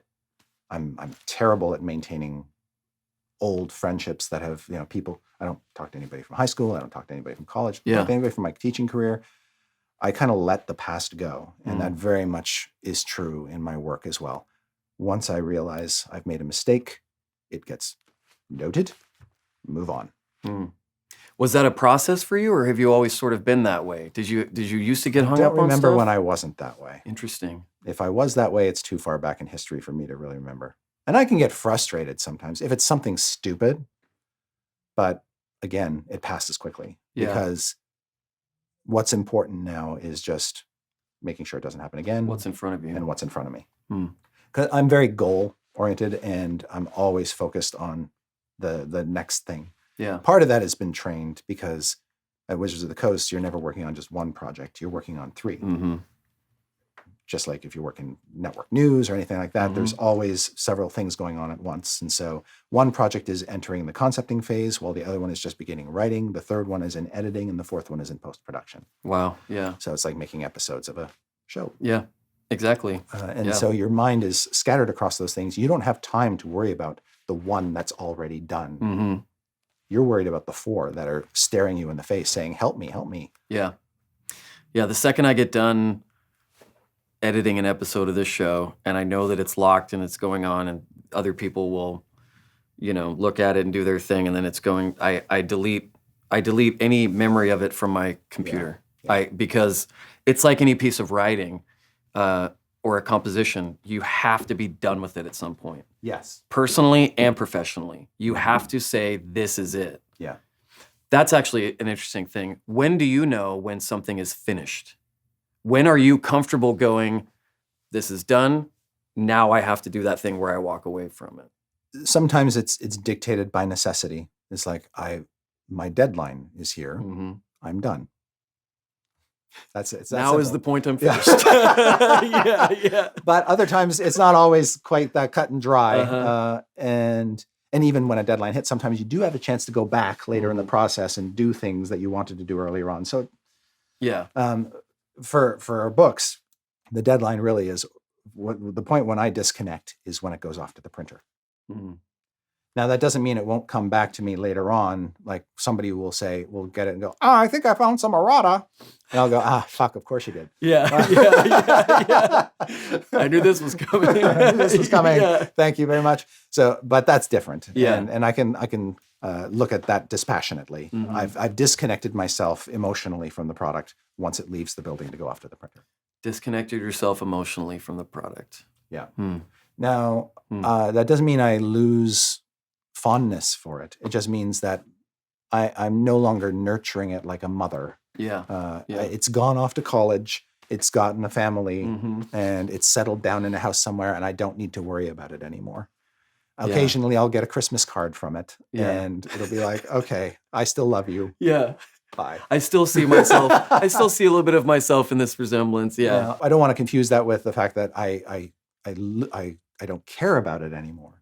For instance, one of the great joys of being a storyteller, putting something out there, is hearing how people react to it. Yeah. And I get a lot of emotional happiness hearing how people played through the adventure that I wrote. Like somebody will say, I just ran Curse of Strahd, which of course I wrote in 2013 or whatever, or 2015. Chris Lockey would know. Yes, he would. And this is how it went. They did this and this and this and this. And I love hearing those crazy stories because they're never the same. Yeah. Everybody's had a completely different experience running the adventure, but they're all absolutely fantastic stories to listen to. Yeah. And that makes that warms my heart because A, hey, people are actually using this and getting something out of it. And B, that was kind of a fun adventure to do. I'm kind of remembering things about it now. Yeah. But then I'll look at it and go, I should have done that differently. And, I should have done that differently. Right. But that's just moments of, I have nothing better to do. I'm going to flip through an adventure and see how it could have gone. Yeah. How it could have done something different if I had an extra week or whatever.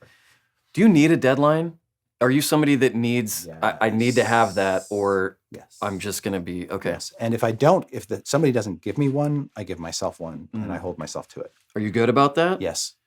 I'm Absolutely. okay about it. Yes. I'm like, we could move this a couple of days, but I try to stay on there because I feel like in our nature, we have to have a stopping point set before us by ourselves or somebody else. I agree. And I don't think it's healthy to stay plugged into something for too long, because then self-doubt creeps in. You start to all sorts of weird emotions get, the more you linger on something, the more pessimistic you're likely to feel about the process. Yeah. But if you let it go, knowing that it's probably not 100% perfect, but it's certainly going to do what it's set out to do. The important thing is I will have learned something from that process. I want to use that knowledge on the next thing. Right. Yeah. Yeah. Yeah. And I don't just have one idea in my head. I have 100 ideas. I want to get to those other 99 ideas.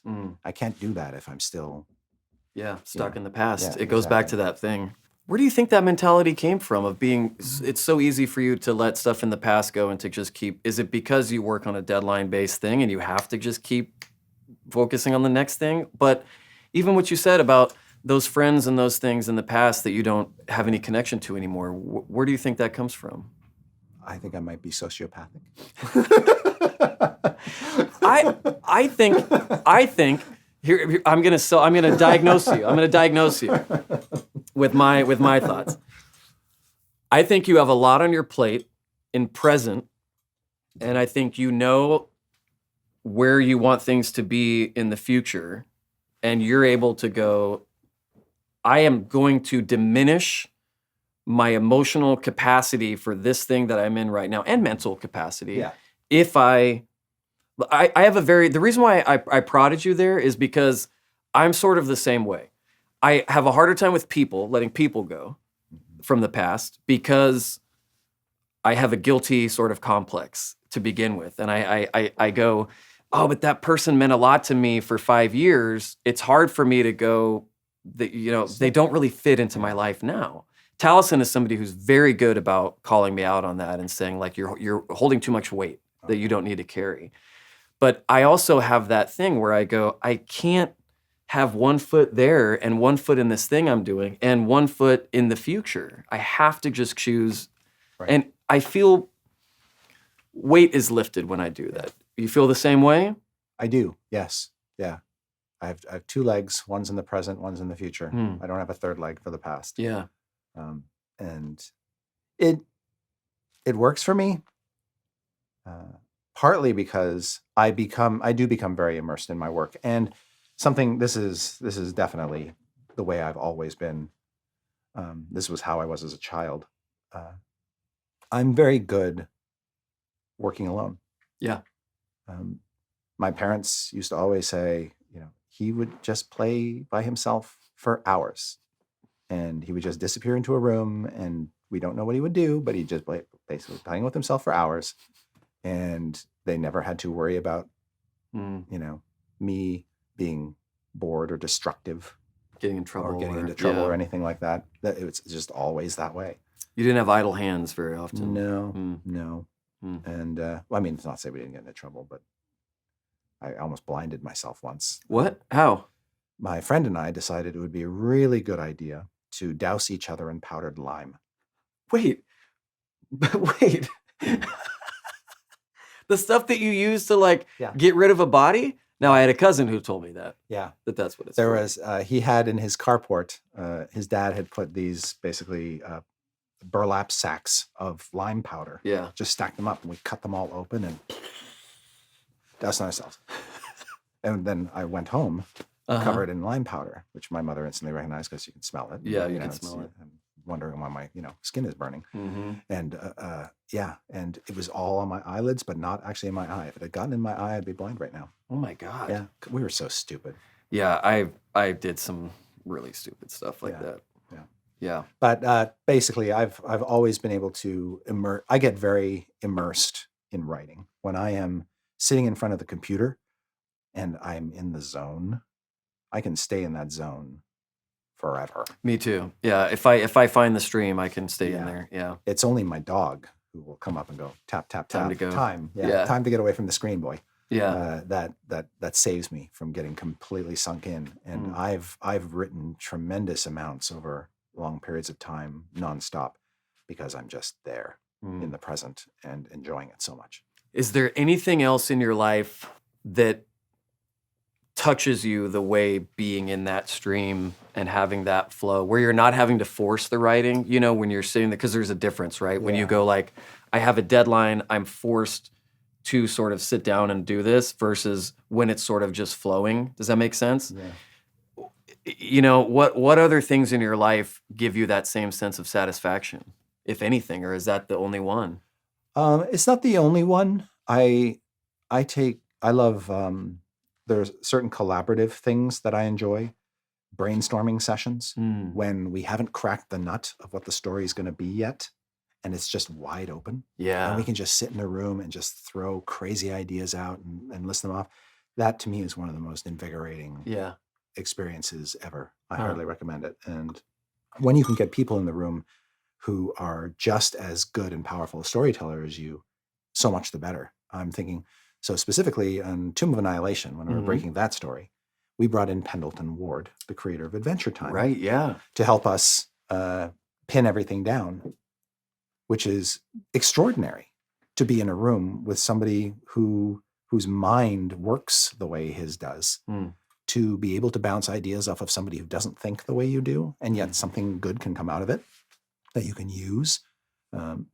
It's extraordinary. When I was working on Curse of Strahd, we brought in Tracy Hickman, who wrote the original Ravenloft adventure. Yeah.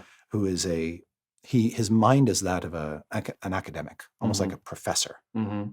And we're just a bunch of children sometimes at Wizards by comparison. Yeah. But you bring that kind of person in the room and you start batting around ideas, you're going to get something that you never would get otherwise because of that brain. Yeah. Just being there. I love that. We experience the same thing with artists. When you write an art order for an art description and an artist starts to feed you sketches of it, and suddenly what you had in your head is coming alive on the page, that's enormously powerful and addictive and beautiful, and I love it.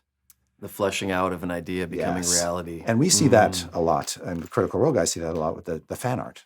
Oh, it's the translation of something you created in the moment as a group now has landed in the hands of an artist, and the artist is taking that moment and presenting it to you. Yep. There's nothing like it. And I love the varied interpretations. Yes. Because it's so fluid when it comes out, because it's being made up on the spot and everyone's collaborating, coming up, and then it goes out into the world and you see everyone's different interpretation of it. And I but they're love all it. Right. They're all correct. Yeah. Exactly. It's like because they all got the same info. Yes, they got the same info. They use the same amount of, the details are all there, but everything is sculpted a little differently. Yeah. It's really quite breathtaking to behold. One of the funnest projects I was sort of observing, I had no involvement in, was one of our art directors sent out a piece of art that had been commissioned to a bunch of other artists and asked them to do their own translation variants of it. I love stuff like that. Yeah. Because it's a window into somebody else's creative process. Yeah. And I don't presume to say that my creative process will work for anybody else. But I am infinitely curious about how other people work and how I can work with those people to create something that maybe somebody's never seen before. Wow. Yeah.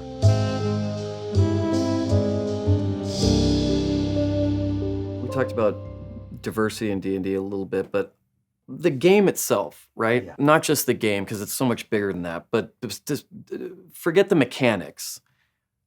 You've been there 20 years. What are the biggest things that have changed in the last 20 years, outside of obviously the revisions to the mechanics and adding different stuff like that?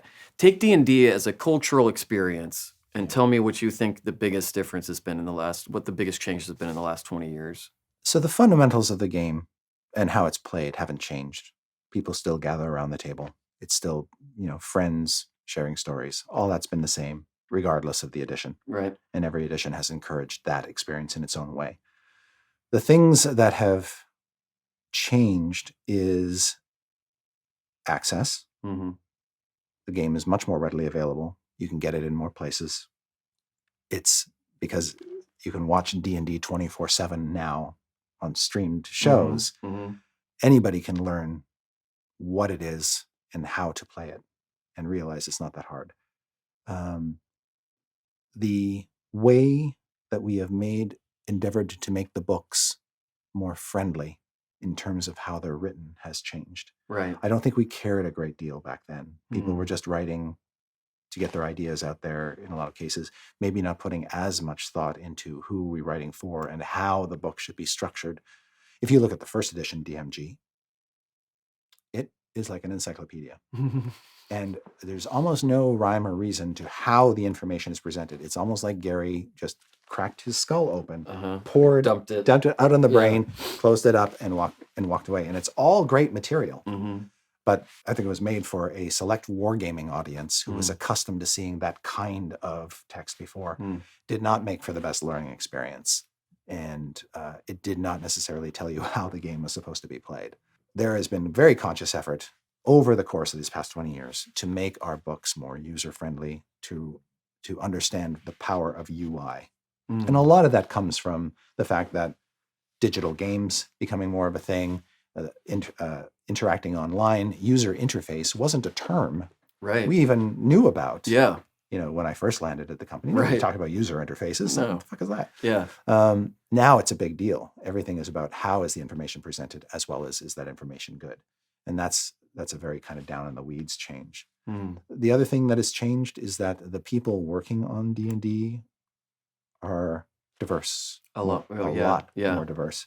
And so embedded in its very DNA is the creativity of a much more diverse group of people. And so the end product ends up feeling much more accessible and human and relatable to a much larger group of people. Yeah. Another big change for us is being responsible as a business to ensure that D&D continues. And D&D has been fraught with down years as well as enjoyed many, many good years. We have, for instance, significantly reduced the number of products we produce. And letting them breathe. That's exactly it. Like if Blizzard came out with a new World of Warcraft expansion every month, that would not help the business at all. Right, yeah. Because their development costs would be exceptionally high, but also they wouldn't be able to market half of it. Yeah. Because as soon as one thing comes out, you're already marketing the next three things. Mm-hmm. Whereas if you let things breathe and you let people build up anticipation for something, then they're going to swarm to it and really be drawn to it instead of being fatigued when they see another title come out. And their shelves won't be groaning under the weight of countless books that they've bought and never used, which is another hard lesson that we've learned is we make more money releasing 3 books a year than when we release 36 books a year. And it's when you see it, it's obvious. And you also need time for feedback to come back about the stuff that you did put out. This idea that we're not making the game for ourselves, we're making it for the community. Well, that means you have to have a mechanism by which the community can tell you what they think of the game. So 5th edition had a 2-year playtesting process, as everybody knows, and it had several hundreds of thousands of playtesters involved. That was key. We could not have done 5th edition without that kind of input. And our adventures are playtested, and we tap the community with surveys all the time. We put articles up on the web before we release them in our books to see if they test well, before we actually decide to make the game bulkier, adding more to it. Because every time you add a feat to the game or a spell to the game, that's something else that somebody has to sift through when they're building their characters. Yeah. By the end of 4th It's another choice. Yeah, exactly. Yeah. I think by the end of 4th edition, there were 15,000 feats in the game. That's a tall order for somebody to figure out which feat is right for them. Holy shit. Yeah. Lessons, paying attention to what the fans are saying.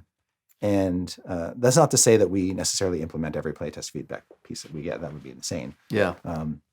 We often have to look at the sum total of what people are saying us and diagnose the problem based on their feelings of discontent or content. You're like, what are the things that keep popping up? Yeah, what exactly. keeps popping up in all this feedback? People seem to have friction around this certain thing. They may not, their solutions to dealing with it may not be what we're interested in, but there's obviously something there, and we need to diagnose what the actual problem is and solve it for them as best we can. These sorts of things, these are new behaviors for us. I don't remember doing them back in 2001, for instance. Yeah. The culture of Wizards, a lot of people don't know, has changed dramatically over the years. When I first joined in 1997, Wizards was privately owned, and it was still in this era of magic is the new hotness, money just flowing like crazy. Then Pokemon comes along, everybody goes insane. Yeah. Hasbro buys the company, and the Wild West culture of Wizards gets tempered slightly by, I'm not saying Hasbro imposed some sort of draconian overlordship. No, but anytime that happens, right? That happens. We just naturally evolved toward a state of being more responsible. Is a fine word, I think. Were you worried when that happened? No, okay. I don't think so. I don't remember being worried. Maybe I was just drunk off the big fat bonus we got from the Pokemon payoff. Yeah. That year, my bonus was 41% of my salary. Are you serious? Yeah, it was insane. Are you listening, Matt? But it was a wacky time. But when Hasbro came in, what'd you spend that money on? That's awesome, a very fucking good jacket. question. Your Steve Rogers incognito That's outfit. Right. Yeah, exactly. I don't remember. That's cool. I think I might have spent it on a car. Oh, that's cool. Yeah, I needed one at the time. So we've become a much more numbers-driven, data-driven company, which I think helps us in a lot of ways. We're also much better at marketing than we used to be. Yeah, yeah. Because we can draw upon Hasbro corporate resources that just weren't available for us. Do you guys have total creative control ultimately? Yeah. It feels that way. Yeah, we do. Yeah. We try to strike up very tight relationships with our business partners. So if another company wants to do something D&D related, we try to bring them in as quickly as possible and kind of integrate them with members of the team so that they get instantaneous feedback on all their ideas. And we send them like art reference material. One of the burdens, by the way, of being a 45-year-old brand, which has evolved the way D&D has, is we're trying to define an art style. And you got 45 years of history, and D&D's art style is so radically divergent over the years. That's another big transformation. Is you look at D&D art, you Google Dungeons and Dragons online, or the Art and Arcana book. You can exactly. You go through the Art and Arcana book, beautiful book that just came out. Beautiful book. And you see D&D is very elastic when it comes to what it can withstand in terms of its artistic presentation and the art styles over the years. But sometimes our business partners will say, we want to use this model for this character. And it's like some girl in a chainmail bikini. Right, like, the old... Okay, let's talk about this. Yeah. This is an art style that worked, in first edition Dragon magazine. We can't use that. We're not there anymore. We're not there anymore. We've evolved, and we want you to as well. Yeah. So those conversations are funny and fun, but they're serious because, again, it all ties back to paying attention to what's happening in the world and what our fans expect and want out of this great game that we're custodians of.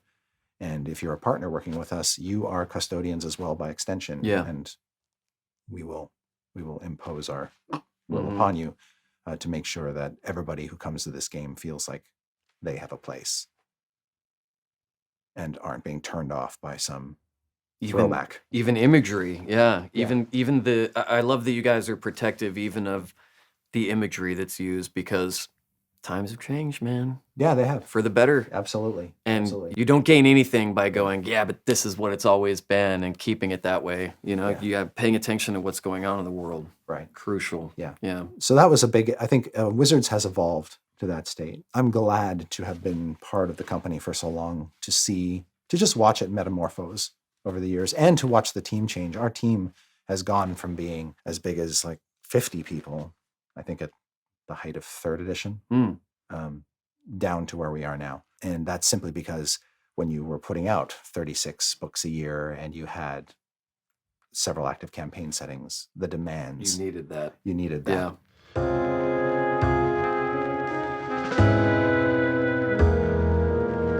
I love your worldview, and I find it fascinating. I follow you on Twitter.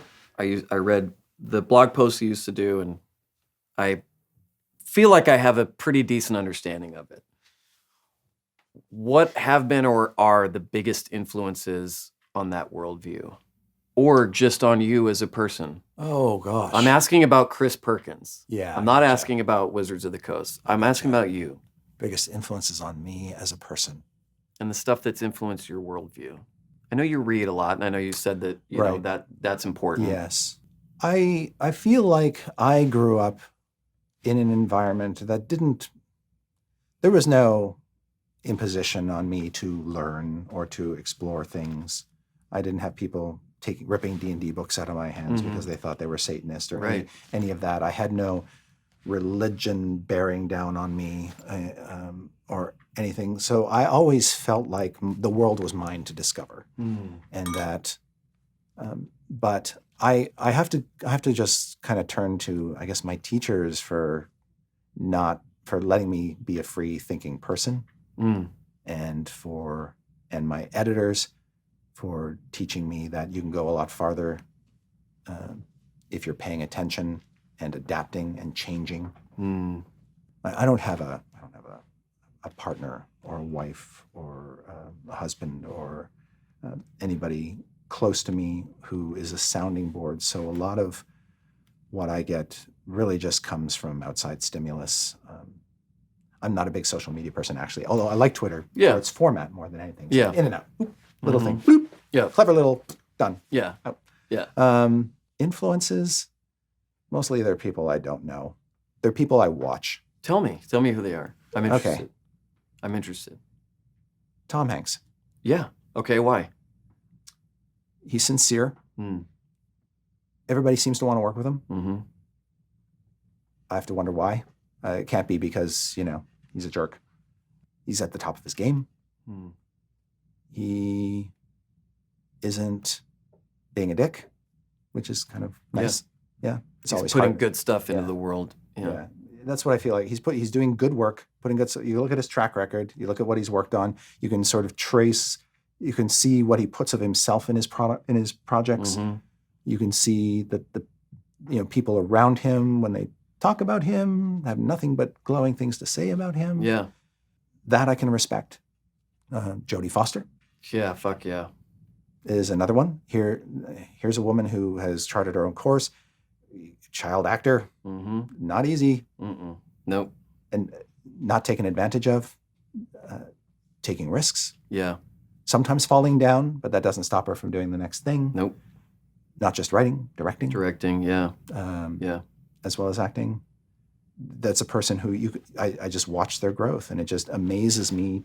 I don't know her. I've never talked to her. Yeah. I've never done any, but I can watch her and learn from her. Some people outside of acting who inspire me are maybe not idealistic choices, but I pick on them for specific things. I was always impressed growing up with Margaret Thatcher. Right, yeah. And being Canadian, we got a lot more news and things about what was happening over in Britain than we would get here in the States. But what I admired about her was her strength and determination, and not to be diverted by nonsense. And I'm very much like that. I dispel. If I catch a whiff of nonsense happening around me, I'm out of there. Interesting. No time for that shit. No time for that shit. Yeah. We're all too young. We're all too old for that. Yeah. There's too much going on in the world. Yeah. If somebody's just spouting nonsense, it's like, click, we're done. Yeah. Bye. Yeah. Other people who impress me, and this is also going to rub some people the wrong way, is the Queen of England. Interesting. Yeah. Why? I've always loved her. Really? Do you love the romanticism of the monarchy, or is it her specifically? It's her specifically. Okay. And tell me what it is about her. It is this sort of ironclad dedication to duty.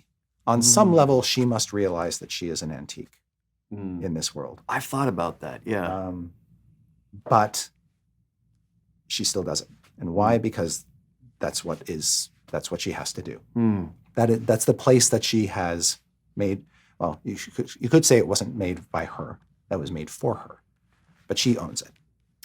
I'm going to ask you a personal question. Yeah. In your description of the Queen that you just gave me, do you feel that way about yourself sometimes? Yeah.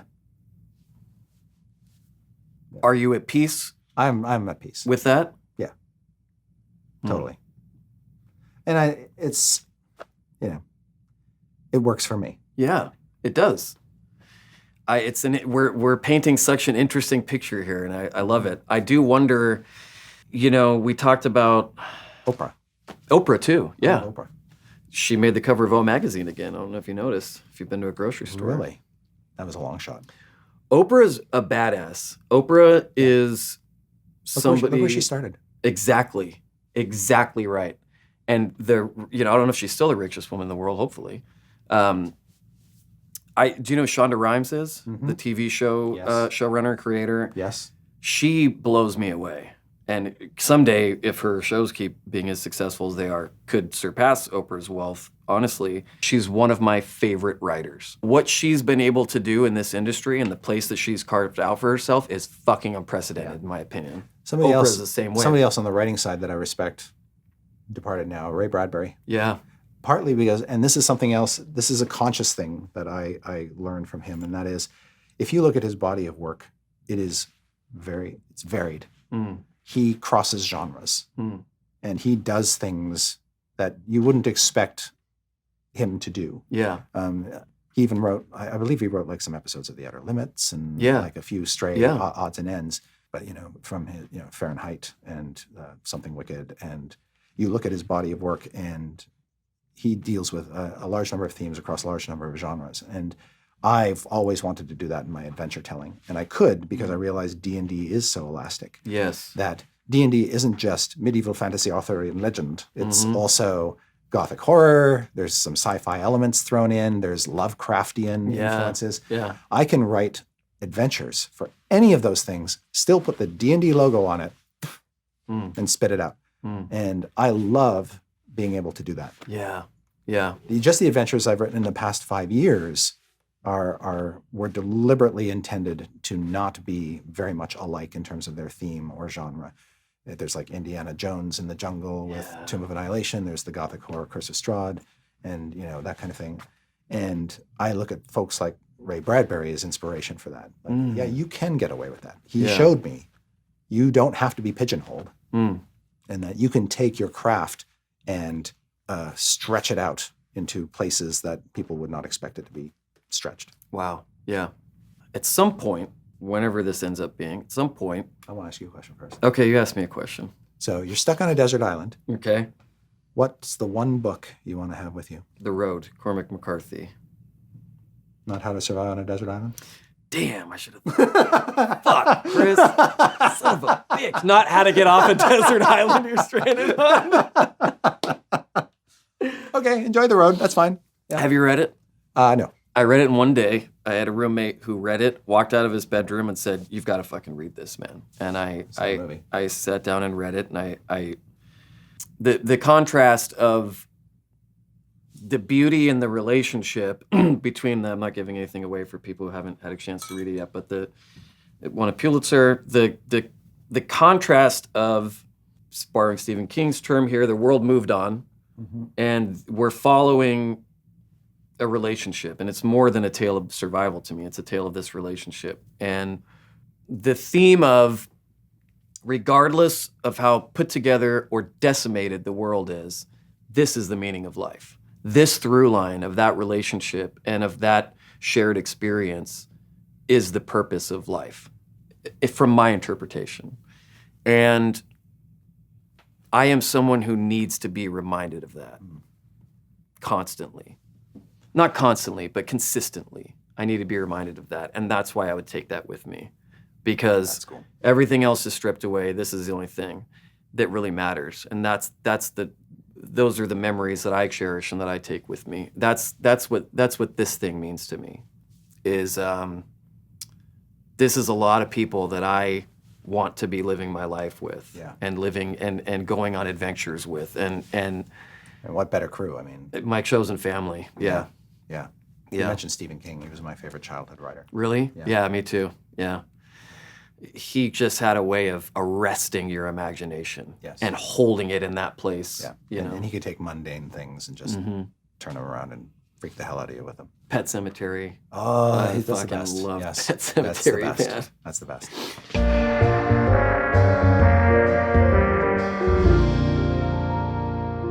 My turn? Yeah. I love this. Okay. At some point, you are going to retire. At some point, you're going to retire. You're going to die too. But you know, at some point, I bought my retirement property. Yeah, you did? I did. Where is it? Tell me it's near us.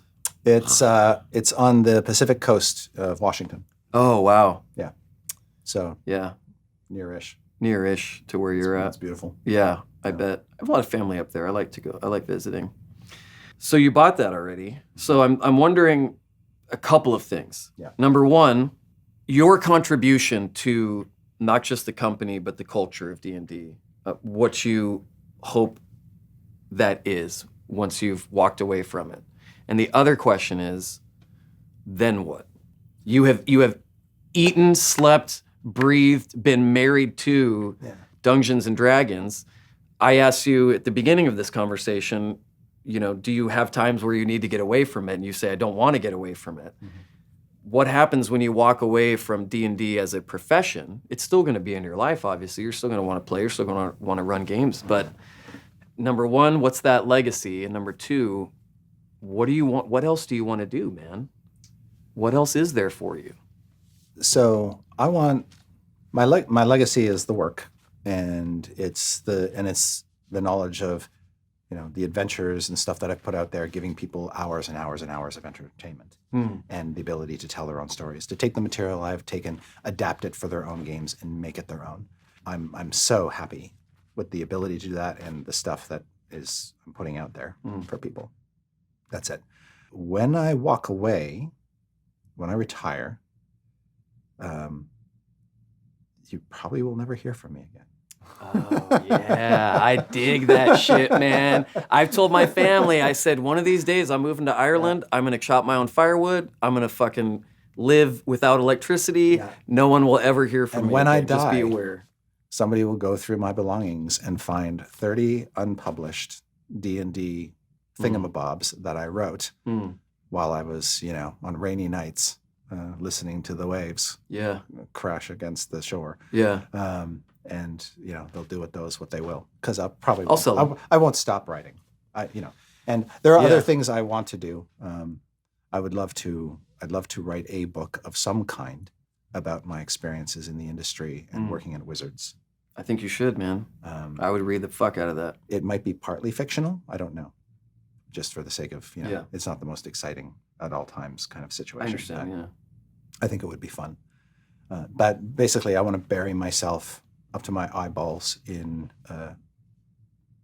some far-flung coastal realm where I can meet strange monsters and just not be visible. That's beautiful. I think that's beautiful. Earlier when you got here, we were watching clips from a recent live show we did. Yeah. Do you ever see Sam Riegel rollerblade onto the stage in a tight leather outfit and go, "This is not the Dungeons and Dragons I picture. This is the death of This is the death of D&D." This is the death of D&D. Sam Riegel. D&D. I will never be able to look at this game. Or the me same in way. a '69 sequin jacket, there's so many different. D&D is what you make it. Yeah. And every interpretation is as good as the next. It warms my heart that people will just throw themselves out there and enjoy themselves so fully in the company of their friends. And it is just another expression of humanity. And we are all beautiful. Yeah. I can't think of a better way to end, man. Thank you. Thank you, sir. This was fucking awesome. And I'm serious about that That typewriter? typewriter. Yeah, okay. I'll figure out where it is first, and then I'll let you know. Make some I will. decent coin, get myself I'll a figure out where new it is. teaching outfit. I gotta say, there's a key on the end that's pretty weak. When you hit it, it doesn't make much of an impression anymore. It's the key. What key is it? I'm trying to remember. I don't remember. If it's a Z, we're good, man. Because I don't use those a lot. Don't use that letter. If it's an F, we're fucked. Because I use that all the time. Thank you so much. Thank you, dude. This was was great. a treat. Thank you. Yeah. This drink is called the Blushing Buck, named for the blushing tankard found in Hupperdook, Campaign 2, Episode 24. This easy drinking bracer is a great option for designated DMs and or clerics not interested in the hour of honor, or for reconstituting the ragged winners on the morning after. Really though, non-alcoholic drinks on a menu or at home have all the potential to be as delicious, balanced, and refreshing as their leaded counterparts. With some fresh juice and a little bit of syrup science, you can leave the Shirley Temples and Rory Rogers behind and drink something that won't make you feel like a 9-year-old at a steakhouse. For this drink, you'll need fresh pineapple juice, fresh lime juice, ginger syrup, honey syrup, club soda, cucumber, and mint. We're gonna be making this in our mixing tins, so we're gonna add the syrup and the juice to the small tin to start. We're gonna start with 1 ounce of our fresh pineapple juice. 1 ounce of fresh lime juice. Half an ounce of ginger syrup. And a 1/4 ounce of honey syrup. Next, we're gonna muddle 2 cucumber slices in the large tin. Now this I borrowed from Sam Riegel. Then you're gonna add about 5 of the mint leaves. We're gonna add ice to our glass and our shaker. Now we're gonna shake the juices, syrups, cucumber, and mint together.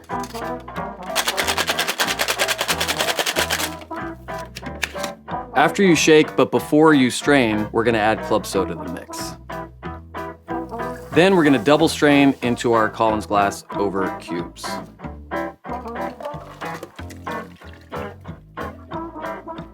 Top it off with a little club soda. Then we're gonna garnish with a cucumber slice and some mint. There you have it, a Blushing Buck, an original creation by Henry, Tyler, and Alex, our critter bartender friends in New York. Tastes like an imperial buck with mint. It's bright, refreshing, with a little bite from the ginger, and best of all, you can drink as many as you like.